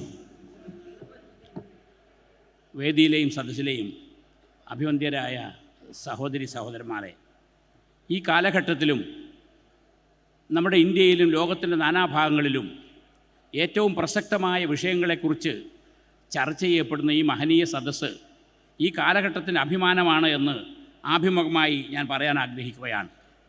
പലപ്പോഴും ടോളറൻസ് അഥവാ സഹിഷ്ണുത എന്ന പദത്തിൻ്റെ വിശാലമായ അർത്ഥം മനസ്സിലാക്കുന്നതിൽ ചിലരെങ്കിലും പരാജയപ്പെടുകയാണ്. ഇന്ത്യൻ ഭരണഘടനയോട് ആർക്കെങ്കിലും യഥാർത്ഥ കൂറുണ്ടെങ്കിൽ സഹിഷ്ണുത, പ്രത്യേകിച്ച് മതത്തിൻ്റെയും ഭാഷയുടെയും പേരിലുള്ള സഹിഷ്ണുത പുലർത്താത്തവർ ഈ രാജ്യത്തെ ഭരണഘടനയോട് കൂറ് പുലർത്താത്തവരാണ് എന്ന് ഞാൻ അറിയിക്കുവാൻ ആഗ്രഹിക്കുകയാണ്. എൻ്റെ പ്രൊഫഷൻ എന്നുള്ള നിലയ്ക്ക് ഏറ്റവും അധികം ടോളറൻസും സഹിഷ്ണുതയും ആവശ്യമുള്ള ഒരു തൊഴിലാണ് അഭിഭാഷക വൃത്തി. കാരണം ഒരു കേസ് വാദിക്കുമ്പോൾ മറുഭാഗത്തു നിന്ന് എന്തെല്ലാം തരത്തിലുള്ള നെഗറ്റീവായ പ്രതികരണങ്ങൾ ഉണ്ടായാലും അതിനെ സഹിഷ്ണുതയോടുകൂടി കാണുക എന്നുള്ളതാണ് ഏറ്റവും ബുദ്ധിമാനായ ഒരു അഭിഭാഷകൻ്റെ കടമ. ആ ഒരവസ്ഥയിലാണ് നാം ഇന്ന് നിൽക്കുന്നത്. യഥാർത്ഥത്തിൽ ഇസ്ലാമിനെയും ഇസ്ലാമിക ജീവിതചര്യയും അതിൻ്റെ പശ്ചാത്തലത്തിൽ മനസ്സിലാക്കുന്നവർക്ക് 100% സഹിഷ്ണുത ഉള്ളവരാ മതമാണ് എന്ന് മനസ്സിലാക്കാൻ കഴിയും. പക്ഷേ ആ ദൗർബല്യത്തെ ചൂഷണം ചെയ്തുകൊണ്ട് ഇന്ന് നമ്മുടെ നാട്ടിൽ തെറ്റിദ്ധാരണ പരത്തത്തക്ക രീതിയിലുള്ള പലതരത്തിലുള്ള പരിശ്രമങ്ങളും നടക്കുന്നുണ്ട്. അതിൽ രാഷ്ട്രീയമില്ല, പ്രത്യേകമായ വിഭാഗമില്ല, യഥാർത്ഥത്തിൽ മതവുമില്ല. ആ ഒരു പശ്ചാത്തലത്തിലാണ് ഈ കാലഘട്ടത്തിൽ ഏറ്റവും ഉചിതമായ വിഷയങ്ങൾ എടുത്തുകൊണ്ട് ഈ 10ാമത് സംസ്ഥാന സമ്മേളനം നടക്കുന്നത്. നമ്മുടെ ശക്തി എന്ന് പറയുന്നത്, യഥാർത്ഥത്തിൽ നമ്മുടെ ശക്തി എന്ന് പറയുന്നത് നമ്മുടെ സഹിഷ്ണുതയാകണം. നമുക്ക് അഭിമാനമാകണം നമ്മുടെ മതേതരത്വം. എങ്ങനെയാണ് മതേതരത്വം അഭിമാനമാകുന്നത്? ഇന്ത്യ ലോകത്തിലെ ഏറ്റവും ബൃഹത്തായ ഒരു ഭരണഘടനയാണ് ഇന്ത്യൻ ഭരണഘടന. അതിൻ്റെ അടിസ്ഥാന ഘടകമെന്ന് പറയുന്നത് സമത്വമാണ്, സഹിഷ്ണുതയാണ്. ഇത് രണ്ടും മനസ്സിലാക്കിക്കൊണ്ട് ഒരു സമൂഹത്തെയാണ് നാം വിഭാവന ചെയ്യുന്നത്. ഒരു മുസൽമാൻ്റെ ജീവിതത്തെക്കുറിച്ച് പഠിച്ചാൽ മനസ്സിലാകും, അവൻ സഹിഷ്ണുതയിലാണ് നടക്കേണ്ടത്. പ്രലോഭനങ്ങൾ പാടില്ല, പ്രകമ്പനങ്ങൾ പാടില്ല. അത്തരത്തിലുള്ള കാര്യങ്ങൾ പഠിപ്പിക്കുന്നതിന് ഈ മഹത്തായ 2-3 മുദ്രാവാക്യങ്ങൾ ഉൾപ്പെടുത്തിക്കൊണ്ട് ഈ നടക്കുന്ന ഈ 10ാമത് സമ്മേളനം കാലോചിതമാണ്, സമയോചിതമാണ്, ഈ കാലഘട്ടത്തിൽ അനിവാര്യമാണ് എന്നുകൂടി അടിവരയിട്ട് പറയാൻ ഞാൻ ആഗ്രഹിക്കുകയാണ്. ഇത്തരണത്തിൽ സുദീർഘമായ പ്രസംഗം പലതും നാം ശ്രമിച്ചു. അതെല്ലാം ഈ ആശയത്തെയാണ് ഉൾക്കൊള്ളിച്ചിട്ടുള്ളത്. ഒരു മുസൽമാനെ സംബന്ധിച്ചിടത്തോളം അഭിമാനത്തോടു കൂടി പറയാൻ കഴിയും എന്താണ് സഹിഷ്ണുത, മതത്തിൻ്റെ പേരിലുള്ള സഹിഷ്ണുത എന്താണ്, രാഷ്ട്രീയത്തിൻ്റെ പേരിലുള്ള സഹിഷ്ണുത എന്താണ് എന്നൊക്കെ പ്രായോഗികമായി പറഞ്ഞു തന്നിട്ടുള്ള ഈ ഇസ്ലാം മതത്തിൻ്റെ അനുയായികളെ സംബന്ധിച്ചിടത്തോളം സഹിഷ്ണുതയെക്കുറിച്ചും സമത്വത്തെക്കുറിച്ചും പ്രത്യേകമായി പഠിപ്പിക്കേണ്ട കാര്യമില്ല. അതുകൊണ്ട് മഹത്തായ ഈ സദസ്സിൽ ഞാനൊരു സൂചന എന്നുള്ള നിലയ്ക്ക് മാത്രമാണ് ഈ കാര്യങ്ങൾ ചൂണ്ടിക്കാട്ടുന്നത്. സർവശക്തനായ അള്ളാഹുവിൻ്റെ അനുഗ്രഹം കൊണ്ട് നമ്മൾ ഒരു മുസ്ലിം ഇസ്ലാമിൻ്റെ ചരിത്രമെന്ന് പറയുന്നത് സഹിഷ്ണുതയുടെ തന്നെ ഈ രാജ്യത്ത് സ്ഥിരപ്രതിഷ്ഠ നേടാൻ കഴിഞ്ഞിട്ടുണ്ട്. ഏതെല്ലാം പ്രതികൂല സാഹചര്യങ്ങൾ ഉണ്ടായിട്ടുണ്ടെങ്കിലും അതിനെയൊക്കെ തരണം ചെയ്യാൻ കഴിയും. അതുകൊണ്ടാണ് ഞാൻ എൻ്റെ ഒരു അഭിഭാഷകൻ എന്നുള്ള നിലയ്ക്ക് എൻ്റെ തൊഴിലുമായി ബന്ധപ്പെട്ട ഉദാഹരണം ഞാൻ ചൂണ്ടിക്കാട്ടിയത്. മറുഭാഗത്ത് നിന്ന് എന്തെല്ലാം പ്രകോപനപരമായ കാര്യം ഉണ്ടായാലും അതൊക്കെ സഹിഷ്ണുതയോടുകൂടി നേരിട്ടുകൊണ്ട് കേസ് വിജയിക്കുക എന്നുള്ള ആ ഒരു ലക്ഷ്യം പോലെ നമ്മുടെ രാജ്യത്ത് ഈ പ്രതികൂല സാഹചര്യത്തിൽ സഹിഷ്ണുതയോടുകൂടി സഹോദര്യത്തോടുകൂടി നാം നമ്മുടെ ദീനിയായ ജീവിതം നിലനിർത്താനും നമ്മുടെ സംസ്കാരം നിലനിർത്താനും കഴിയും. അതാണ് ഇതുപോലുള്ള യോഗങ്ങളിൽ നിന്നും ഉരുത്തിരിഞ്ഞു വന്ന ആശയങ്ങളും സന്ദേശങ്ങളും എന്ന് മാത്രമാണ് ഞാൻ മനസ്സിലാക്കുന്നത്. ഈ മഹത്തായ സംരംഭത്തിന് എൻ്റെ എല്ലാ ആശംസകളും നേർന്നുകൊണ്ട് സർവശക്തനായ അള്ളാഹു നമ്മുടെ എല്ലാ നല്ല ലക്ഷ്യങ്ങളും നേടിത്തരട്ടെ എന്ന് പ്രാർത്ഥിച്ചുകൊണ്ട് ഞാൻ എൻ്റെ എളിയ വാക്കുകൾ അവസാനിപ്പിക്കുന്നു. അസ്സലാമു അലൈക്കും വറഹ്മത്തുള്ളാഹി. ആസാദി ആൻഡ് ടോളറൻസ് കോൺഫറൻസിൻ്റെ ഈ പ്രൗഢോജ്വല വേദിയിൽ ആദരണീയരായ PK ബഷീർ MLA ആശംസകൾ നേർന്നുകൊണ്ട് സംസാരിക്കുന്നു. സാദരം ക്ഷണിക്കുന്നു.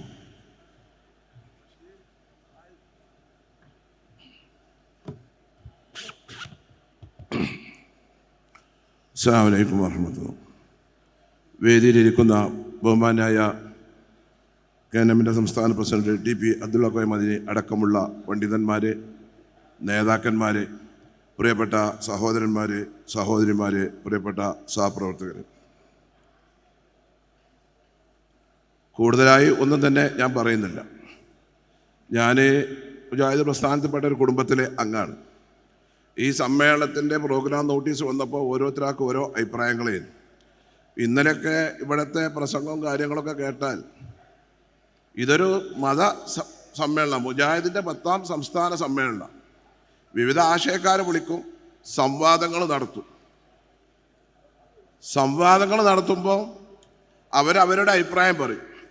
പക്ഷെ ചില ആൾക്കാരൊക്കെ അഭിപ്രായം കേട്ടപ്പോൾ തോന്നി, ഇങ്ങോട്ട് തിരിഞ്ഞിട്ട് ചില ആളുകൾ ചോദിച്ചു നേതാക്കന്മാരോട്, എന്താണ് അപ്പുറത്ത് വേറെ ഇബാദത്തിന്റെ സമ്മേളനത്തിൽ പോയിട്ട് ഇതേപോലെ കാരദൂരൊക്കെ പോയിട്ട് തിരിഞ്ഞുങ്ങൾ ചോദിക്കോ എന്നുള്ളതാണ് എനിക്ക് ചോദിക്കാനുള്ളത്.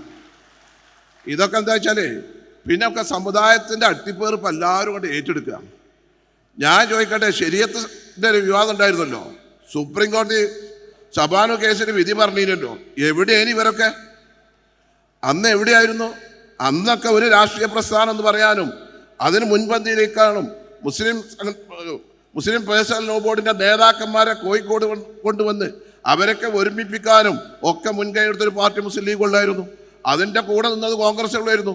ഇന്ത്യ പാർലമെൻറ്റിന് ബില്ല് വന്നപ്പോൾ നമ്മുടെ ശരീരത്തെ സംരക്ഷിക്കാൻ വേണ്ടിയിട്ട് 401 കോൺഗ്രസ് MP-മാരെ കൊണ്ട് വോട്ട് ചെയ്യിപ്പിച്ചത് രാജീവ് ഗാന്ധി ഇന്ത്യൻ്റെ പ്രധാനമന്ത്രിയായപ്പോഴാണ്. അപ്പുറത്ത് വോട്ട് ചെയ്താലും അന്നേരം കണ്ട് തിരിഞ്ഞു നിന്നാണ് ചോദിച്ചത്. അതിന് നിങ്ങൾ കൈയടിച്ചാൽ നിൽക്കണ്ട, അത് നിങ്ങൾ ആദ്യം മനസ്സിലാക്കണം. അറബി ഭാഷ ഒരു ഭാഷയായി കണക്കാക്കിയിരുന്നു. ആ ഭാഷ കണക്കാക്കി മഹാനായ CH-ന്റെ കാലത്ത് അറബി അധ്യാപകർക്ക് ഗവൺമെൻറ് ഖജനാവിൽ നിന്ന് ശമ്പളം കൊടുക്കാനുള്ള തീരുമാനം എടുത്തിരുന്നു. ആ തീരുമാനം വൈലേറ്റ് ചെയ്ത് ആ അറബി അധ്യാപകരുടെ തസ്തിക ഇല്ലാതാക്കാൻ വേണ്ടി അക്കമഡേഷൻ ക്വാളിഫിക്കേഷൻ ഡിക്ലറേഷൻ അന്ന് കരിനിയമങ്ങൾ കൊണ്ടുവന്നു. അന്ന് കേരള അറബിക് ടീച്ചേഴ്സ് ഫെഡറേഷൻ്റെ സമുന്നതരായ 2 നേതാക്കന്മാർ, മുജാഹിദ് പ്രസ്ഥാനത്തിൻ്റെ സമസ്തരായ നേതാക്കന്മാർ PK അഹമ്മദ് അലി മദനി, കൊളത്തൂർ ടി മുഹമ്മദ് മൗലവി, അവരൊക്കെ ആയിരുന്നു സമരരംഗത്തുണ്ടായിരുന്നത്. അന്ന് ആ സമരം ചെയ്തപ്പോൾ അന്ന് ആരായിരുന്നു കേരളം ഭരിച്ചിരുന്നത്? ഞാൻ രാഷ്ട്രീയം പറയല്ല, എന്നാലും അത്യാവശ്യമാണ്. നിങ്ങൾ എല്ലാത്തിനും കൈയടിച്ചത് ഈ വഖഫിൻ്റെ നിയമം ഉണ്ടായപ്പോഴേ കമ്മ്യൂണിസ്റ്റുകാരൻ ബില്ല് പാസ്സാക്കിയപ്പോൾ കൈയടിച്ചു, പിൻവലിപ്പിച്ചപ്പോൾ കൈയടിച്ചു. ആ കൂട്ടരെ മാതിരിയായിരുന്നു നിങ്ങളെന്നാ എനിക്ക് പറയാനുള്ളത്. നിങ്ങളൊന്ന് ആലോചിക്കണം. ആ സമയത്ത് അറബി ഭാഷക്കാർ ആ സമരം ചെയ്ത് ഗവൺമെൻറ്റിനെ കൂടെ തിരുത്തി ഇന്നും അറബി ഭാഷ ഒരു ഭാഷയായി നിൽക്കുന്നത് ആരെ കൊണ്ടാണെന്ന് നിങ്ങൾ മനസ്സിലാക്കണം. ഈ പറഞ്ഞ കൂട്ടരൊന്നുമില്ലേ? ഇനി മതമില്ലാത്ത ജീവൻ എന്നൊരു പാഠപുസ്തകം ഉണ്ടാക്കി 7ാം ക്ലാസ്സിലെ കുട്ടികളെ നിരീശ്വരവാദം പഠിപ്പിക്കാൻ ഇവരെ പാർട്ടി ഗവൺമെൻറ് അധികാരത്തിൻ്റെ സമയത്തായിരുന്നു. അതും തിരുത്താൻ ആരുമില്ലേ?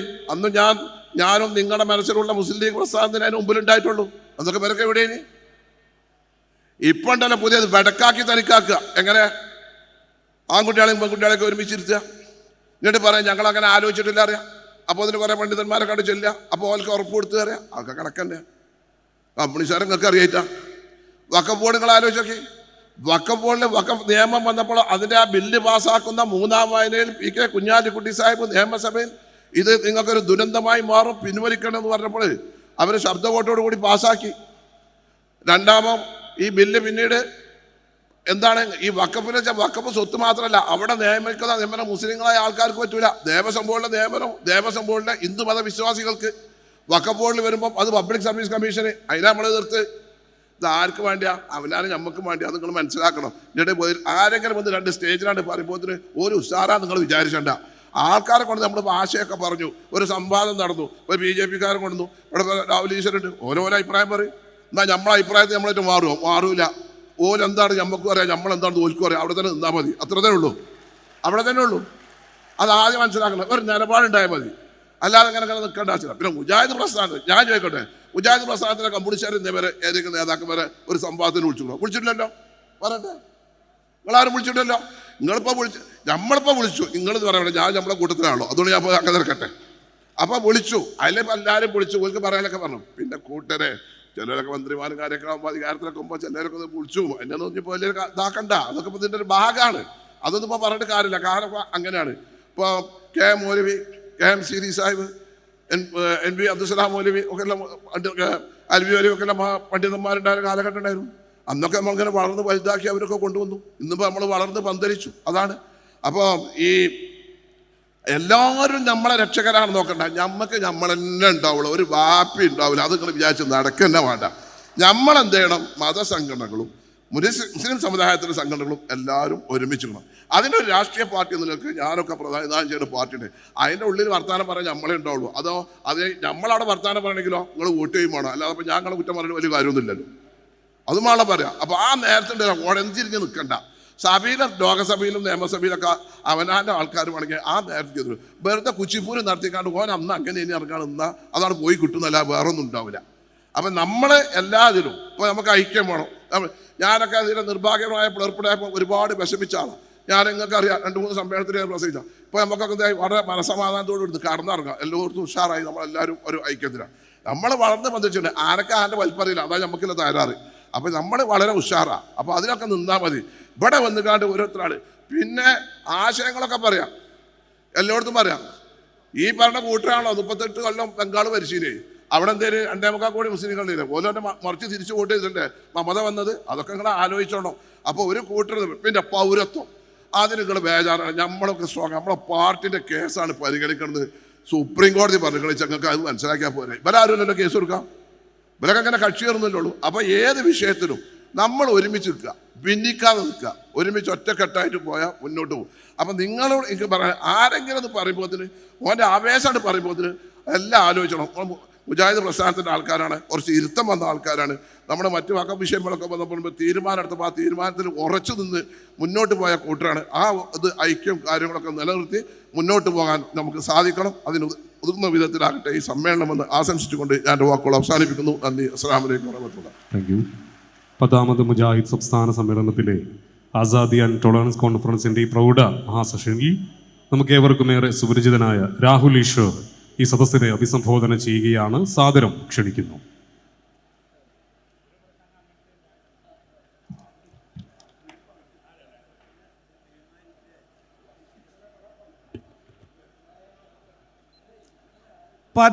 മിനിറ്റ് 4 കാര്യങ്ങൾ. എന്നോട് അദ്ദേഹം വന്ന് ചോദിക്കുകയുണ്ടായി 20 മിനിറ്റ് മതിയോ? ഞാൻ പറഞ്ഞു 20 മിനിറ്റ് വേണ്ട, അതിൽ താഴെ മതി, 15-18 മിനിറ്റോ മതി. 20 മിനിറ്റ് തരാമെന്ന് പറഞ്ഞുകൊണ്ട് 18 മിനിറ്റ് എടുക്കും. 4 കാര്യം വളരെ കാച്ചി കുറുക്കിയ, കാര്യമാത്ര പ്രസക്തമായ, ഭംഗി വാക്കുകൾക്കപ്പുറം നമ്മൾ അറിയേണ്ട, ചർച്ച ചെയ്യേണ്ട, തർക്കിക്കേണ്ട, വിയോജിക്കേണ്ട, യോജിക്കേണ്ട 4 കാര്യങ്ങൾ 18 മിനിറ്റ്. ആദ്യം തന്നെ നമ്മളെല്ലാം വ്യത്യസ്ത പേരുകളിൽ വിളിക്കുന്ന ദൈവം, ഏകമായ ആ ദൈവം നമ്മളെ അനുഗ്രഹിക്കട്ടെ. നമ്മുടെ ക്രിസ്ത്യൻ സഹോദരങ്ങൾ യഹോവ എന്നും, മുസ്ലിം സഹോദരങ്ങൾ അള്ളാഹു എന്നും, ഹിന്ദുക്കൾ പരബ്രഹ്മമെന്നും ഒക്കെ വിളിക്കുന്ന ആ പരമമായ ചൈതന്യം, ആൽബർട്ട് ഐൻസ്റ്റീൻ സ്പിനോസയുടെ ദൈവമെന്ന് ശാസ്ത്രത്തിൻ്റെ കണ്ണിൽ വിളിക്കുന്ന പരമാണു മുതൽ പരമാത്മാവ് വരെ എല്ലാത്തിനെയും സ്പർശിക്കുന്ന ആ പ്രപഞ്ച തത്വം, പ്രപഞ്ച സത്യം നമ്മളെ അനുഗ്രഹിക്കട്ടെ എന്ന് പ്രാർത്ഥിച്ചുകൊണ്ട് ഈ വേദിയിൽ, ഈ മുജാഹിദീൻ വേദിയിൽ ഞാൻ വരാൻ താമസിച്ചതിന് ആദ്യമേ ക്ഷമ പറയുന്നു. കാര്യം എല്ലാ പരിപാടിയും ഞാൻ രാവിലെ മുതൽ കണ്ടുകൊണ്ടിരിക്കുകയായിരുന്നു. തിരുവനന്തപുരത്തു നിന്നാണ് എത്തിയത്. എല്ലാവരുടെയും സ്പീച്ച് ഞാൻ കേട്ടു. എല്ലാം വളരെ ഗംഭീരമാണ്. മുജാഹിദ് പ്രസ്ഥാനങ്ങളുടെ പങ്കും അതിൻ്റെ ചരിത്രവും അവരിൽ ഓരോരുത്തർക്കും ആദരവർപ്പിച്ചുകൊണ്ട് വേദിയിലിരിക്കുന്ന എല്ലാ ആദരണീയർക്കും നമസ്കാരം പറഞ്ഞുകൊണ്ട്, വിശിഷ്യ എൻ്റെ ജ്യേഷ്ഠ സഹോദരതുല്യനായ ശ്രീ ഹുസൈൻ മടവൂർജി, അദ്ദേഹത്തിൽ നിന്ന് ഒരുപാട് കാര്യം പഠിക്കാൻ എനിക്ക് സാധിച്ചിട്ടുണ്ട്. അദ്ദേഹത്തിന് മുജാഹിദ് പ്രസ്ഥാനത്തിൻ്റെ ബാക്കി എല്ലാവർക്കും നമസ്കാരം പറഞ്ഞുകൊണ്ട് ഞങ്ങൾ ഹിന്ദുക്കൾക്കിത് മണ്ഡല മകരവിളക്ക് കാലമാണ്.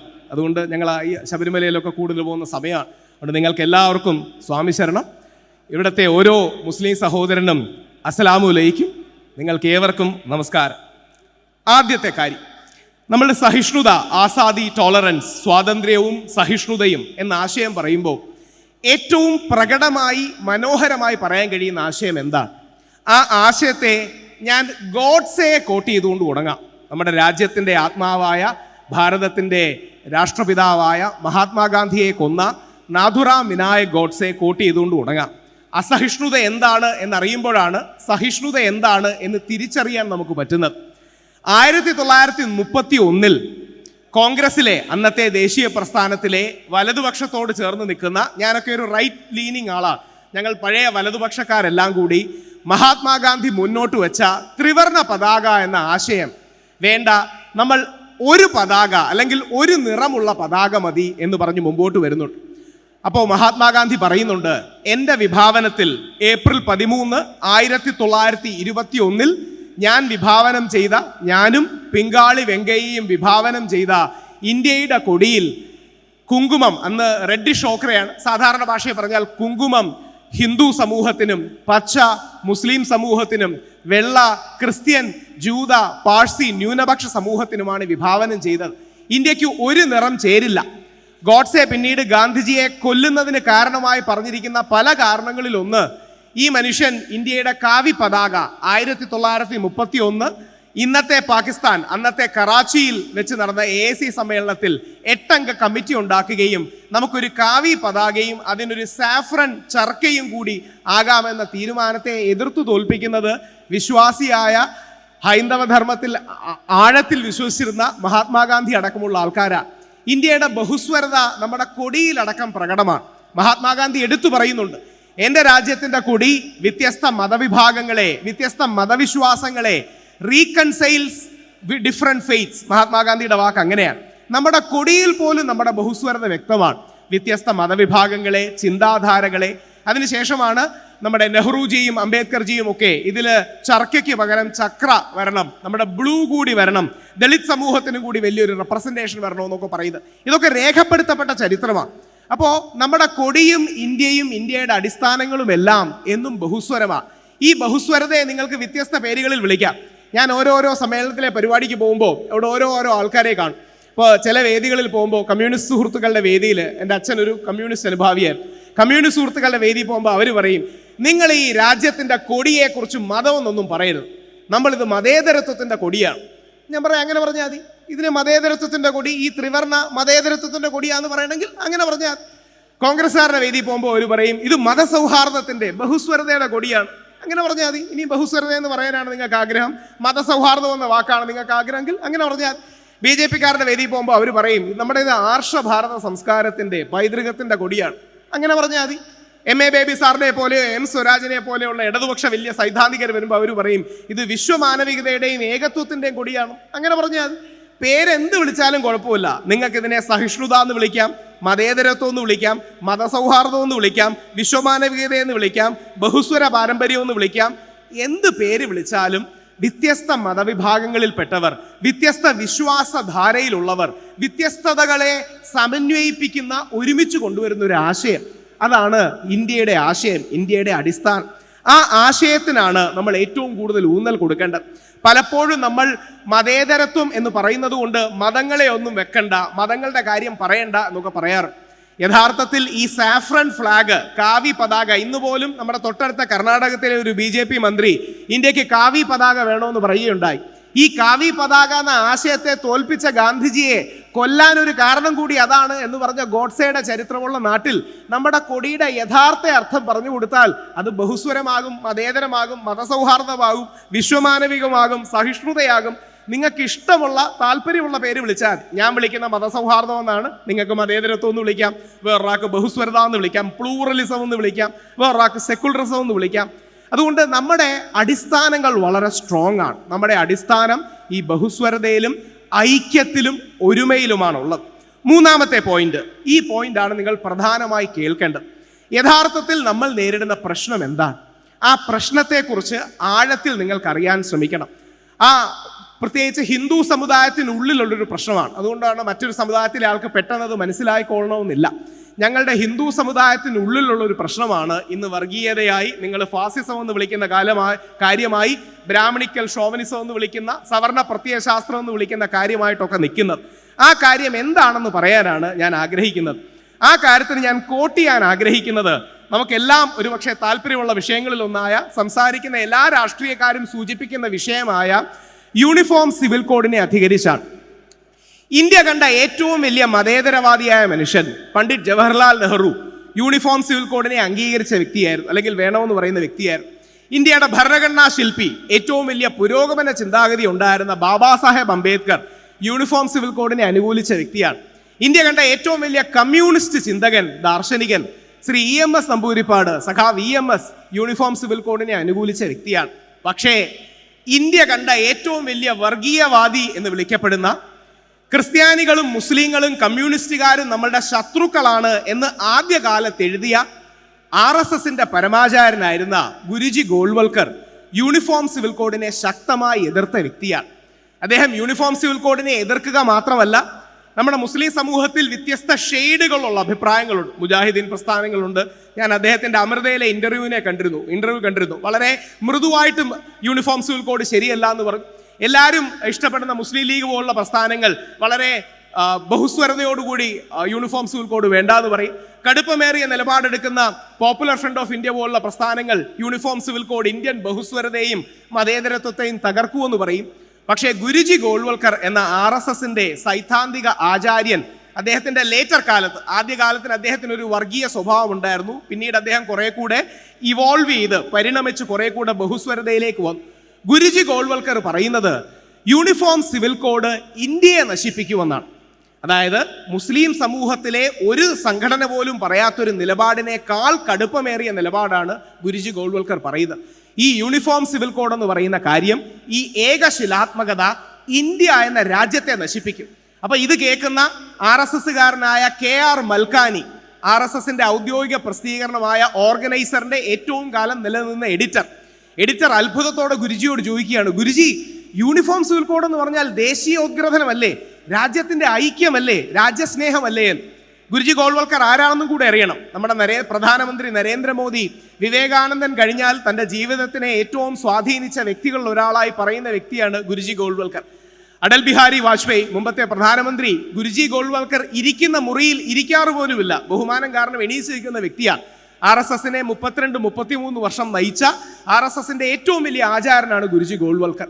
ഗുരുജി ഗോൾവൽക്കർ KR മൽക്കാനിയോട് പറയുന്നു, 23 ഓഗസ്റ്റ് 1972, മൽക്കാനി, യഥാർത്ഥത്തിൽ ഇന്ത്യക്ക് വേണ്ടത് യൂണിഫോം സിവിൽ കോഡ് അല്ല, ഹിന്ദു മുസ്ലിം സാഹോദര്യമാണ്. യൂണിഫോം സിവിൽ കോഡ് എന്ന് പറയുന്നത് നമ്മുടെ ഇടയിലെ ചില ആൾക്കാരുടെ തീവ്രതയുടെ പ്രകടനമാണ്. ഗുരുജി ഗോൾവൽക്കർ പറയുന്നു, നമ്മുടെ ഇടയിലുള്ള ചില ആൾക്കാർ മുസ്ലിങ്ങൾ 4 കല്യാണം കഴിച്ച് അവരുടെ കുട്ടികൾ കൂടുന്നു, ജനസംഖ്യ കൂടുന്നു എന്ന തെറ്റിദ്ധാരണയുള്ളവരാണ്. ഈ തെറ്റിദ്ധാരണ കാരണമാണ് അവർ യൂണിഫോം സിവിൽ കോഡ് വേണമെന്ന് പറയുന്നത്, അല്ലാതെ ഇതിന് ഒരു അർത്ഥവുമില്ല. അപ്പം KR മൽക്കാനി ചോദിക്കുന്നു, ഗുരുജി, നവോത്ഥാനങ്ങൾ വേണ്ടേ, ചേഞ്ച് വേണ്ടേ?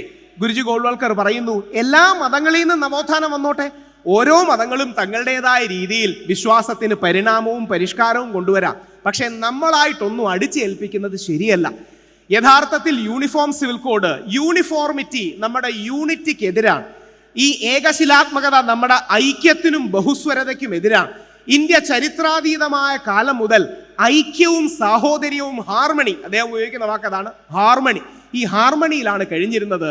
ഈ യൂണിഫോം സിവിൽ കോഡ് ഈ രാജ്യത്തിന്റെ, ഇംഗ്ലീഷിൽ തർജിമ ചെയ്തവർ പറയുന്നത്, uniform civil code is the death നെൽ ഓഫ് ദി നേഷൻ, രാജ്യത്തിന്റെ മരണമണിയാകും യൂണിഫോം സിവിൽ കോഡ് എന്നാണ്. ഇത് പറയുന്ന ആരാണ്? ഇത് പറയുന്ന മുസ്ലിം സംഘടനയല്ല, കോൺഗ്രസ്സുകാരല്ല, RSSന്റെ പരമമായ ആചാരന. അവിടെയാണ് നാലാമത്തെയും അവസാനത്തെയും പോയിന്റ്. എന്തുകൊണ്ട്, ഇനി എനിക്ക് 8 മിനിറ്റ് ഉണ്ട്, എന്തുകൊണ്ട് സാധാരണ ഹിന്ദുക്കൾക്ക് ഇത് മനസ്സിലാകുന്നില്ല? കുറെ കൂടെ കൃത്യമായി പറഞ്ഞാൽ സാധാരണ സവർണ ഹിന്ദുക്കൾക്ക് ഇത് മനസ്സിലാകുന്നില്ല. ഇതാണ് മുസ്ലിം പ്രസ്ഥാനങ്ങൾ പ്രധാനമായി ഏറ്റെടുക്കേണ്ട ഉദ്യമം. കാര്യം, യൂണിഫോം സിവിൽ കോഡ് ശരിയാണ് എന്ന് വിശ്വസിച്ചിരുന്നൊരു വ്യക്തിയാണ് ഞാൻ ദേശീയ മാധ്യമങ്ങളായ റിപ്പബ്ലിക്കിലും ടൈംസ് നൗവിലും NDTVയിലും ഒക്കെ പോയി യൂണിഫോം സിവിൽ കോഡ് ശരിയാണെന്ന് വാദിച്ച വ്യക്തിയാണ്. പിന്നീട് ഗുരുജി ഗോൾവൽക്കറെ വായിക്കുമ്പോഴാണ് യൂണിഫോം സിവിൽ കോഡ് അപകടവും ഈ രാഷ്ട്രത്തിന് ദോഷവുമാണെന്ന് തിരിച്ചറിയുന്നത്. ആ തിരിച്ചറിവ് ഉണ്ടാകുന്നതിന് 2-3 അടിസ്ഥാനങ്ങൾ കൂടെയുണ്ട്. അതാണ് പറയാൻ ആഗ്രഹിക്കുന്നത്. അതായത് ആഴ്ചയിൽ എല്ലാ ദിവസവും, ഇതും ഒരു ചോദ്യരൂപേണ നിങ്ങൾക്ക് മുമ്പിൽ അവതരിപ്പിക്കുകയാണ്.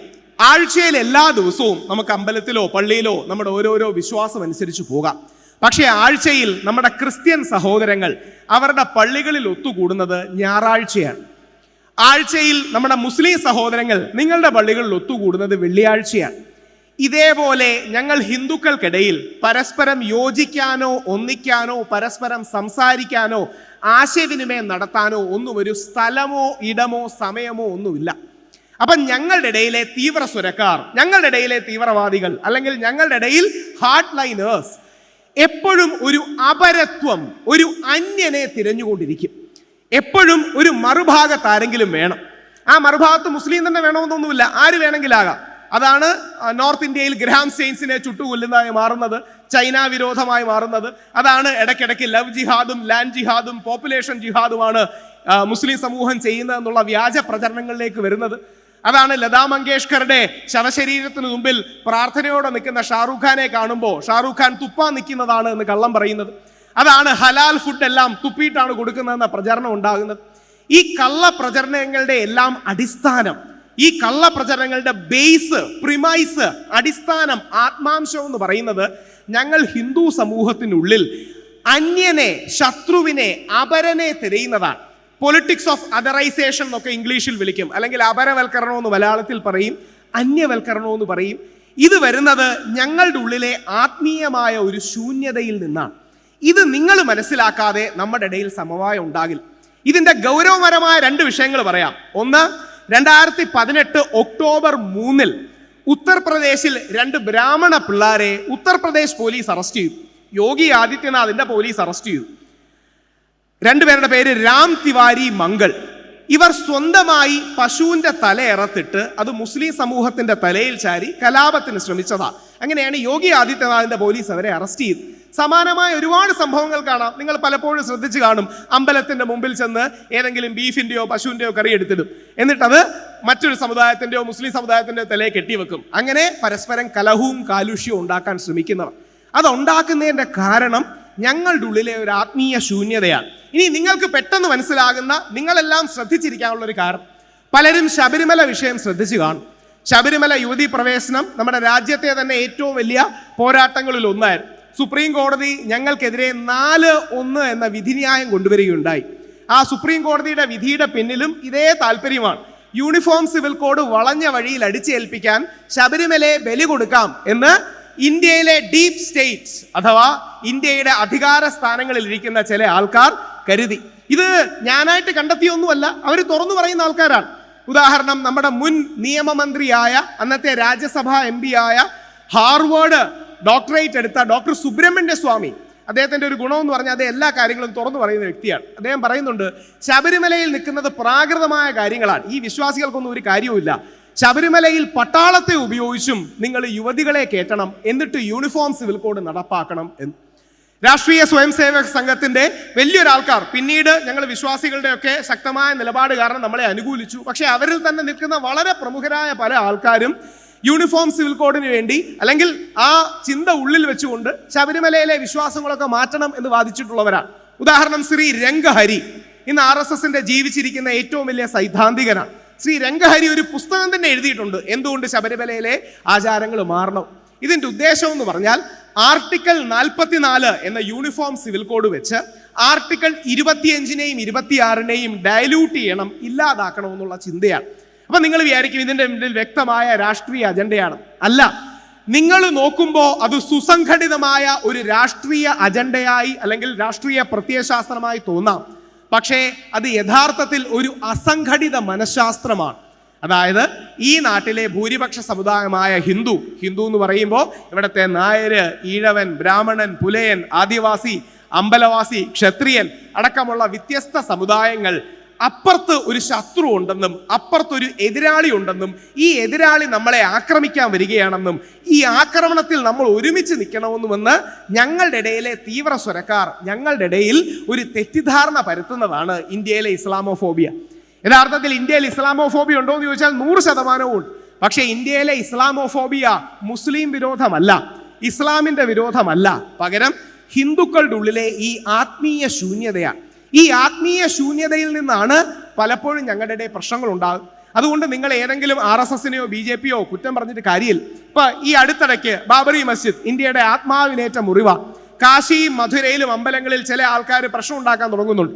RSSന്റെ സർസംഘചാലക് മോഹൻ ഭഗവത്ജി വളരെ കാറ്റഗറിക്കലി പറഞ്ഞു, ഞങ്ങൾക്ക് ഇതിൽ താല്പര്യമില്ല, ഞങ്ങൾ ഇത്തരം കാര്യങ്ങളിൽ ഉൾപ്പെടില്ല.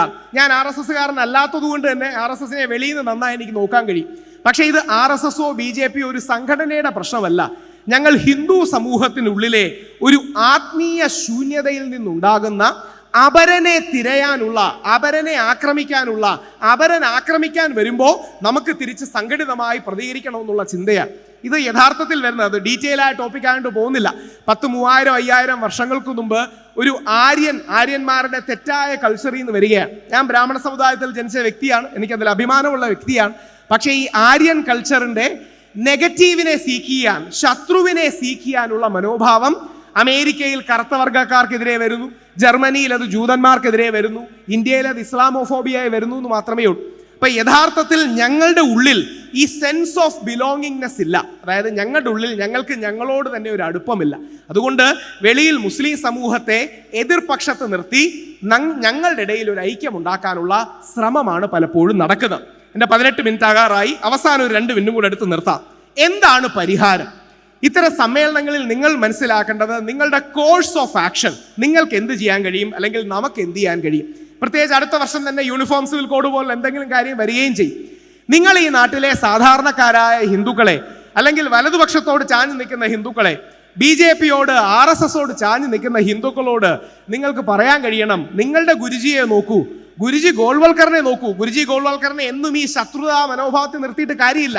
ആദ്യകാലത്തിൽ ഇദ്ദേഹത്തിന് ഒരു വർഗീയ തീവ്ര സ്വഭാവം ഉണ്ടായിരുന്നു എന്നുള്ള സത്യമാണ്. പിന്നീട് അദ്ദേഹം മാറുകയും ബഹുസ്വരതയിലേക്കും ഒരു ഗാന്ധിയൻ മിഡിൽ ഗ്രൗണ്ടിലേക്കൊക്കെ വരികയും ചെയ്യും. ഈ നാട്ടിലെ വലതുപക്ഷത്തെ സുഹൃത്തുക്കളോട്, സഹോദരങ്ങളോട് നിങ്ങൾക്ക് പറയാൻ കഴിയണം, നിങ്ങൾ ഈ യൂണിഫോം സിവിൽ കോഡ് അടക്കം പറയുന്ന കാര്യങ്ങൾ തെറ്റാണ്. നിങ്ങൾ പോലും അറിയാതെ നിങ്ങൾ അപരത്വം സൃഷ്ടിക്കാൻ ശ്രമിക്കുകയാണ്. നിങ്ങൾ പോലും അറിയാതെ ശത്രുത നിങ്ങൾ സൃഷ്ടിക്കാൻ ശ്രമിക്കുകയാണ്. അതുകൊണ്ടാണ് ഗുരുജി ഗോൾവൽക്കർ ഇന്ത്യയെ നശിപ്പിക്കാൻ പോകുന്ന കാര്യമാണ് യൂണിഫോം സിവിൽ കോഡ് എന്ന് പറഞ്ഞത്.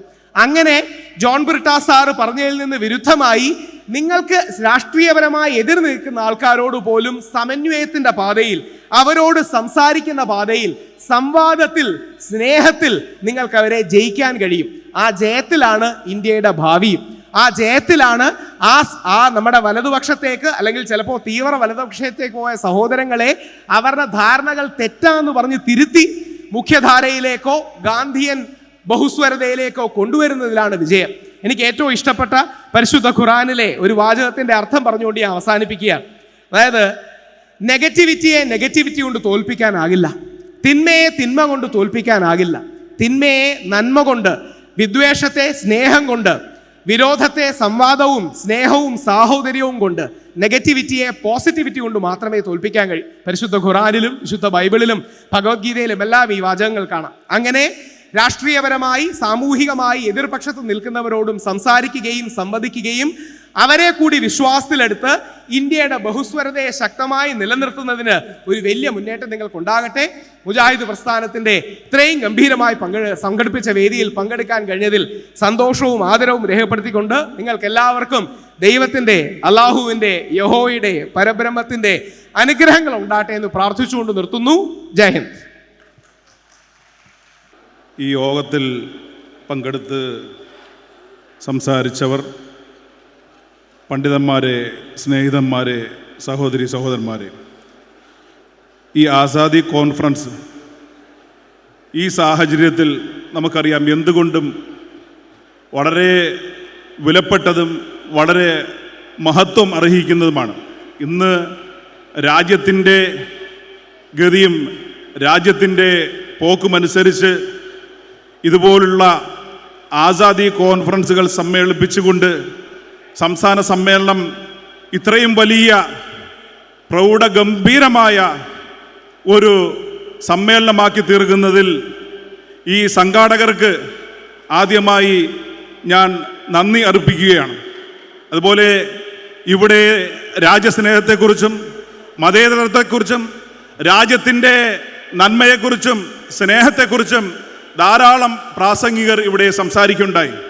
അതുപോലെ രാഷ്ട്രീയത്തെക്കുറിച്ച്, മതേതരത്തിൽ ഉൾക്കൊണ്ട് പ്രവർത്തിക്കുന്നതിനെക്കുറിച്ച്, രാജ്യം ഒന്നാകുന്നതിനെക്കുറിച്ച്, ഏക സിവിൽ കോഡ് പോലുള്ളതിനെ എതിർക്കുന്നതിനെക്കുറിച്ചൊക്കെ ഇവിടെ സംസാരിച്ചപ്പോൾ നമുക്ക്, അതായത് ഈ യോഗത്തിൽ പങ്കെടുത്തുകൊണ്ടിരിക്കുന്ന, ഈ സമ്മേളനത്തിൽ പങ്കെടുത്തുകൊണ്ട് ഈ യോഗം ശ്രവിച്ചുകൊണ്ടിരിക്കുന്ന ഓരോ പൗരന്മാർക്കും, ഓരോ വിശ്വാസികൾക്കും നിർബന്ധമായി മനസ്സിലാക്കേണ്ട ഒരു കാര്യമാണ്, നമുക്ക് ഈ ആസാദിയിൽ, നമുക്ക് ഈ പൗരത്വം വിചാരണ ചെയ്യുന്ന ഈ സാഹചര്യത്തിൽ നമുക്ക് ഈ സെക്കുലർ രാജ്യത്തിൻ്റെ സെക്കുലറിസത്തിൽ വിശ്വസിക്കുന്ന നമുക്ക്, മതേതരത്വത്തിൽ വിശ്വസിക്കുന്ന നമുക്ക് എങ്ങനെയാണ് ഇതിൽ ഒന്ന് പങ്കാവുക എന്നത് നാം മനസ്സിലാക്കണം.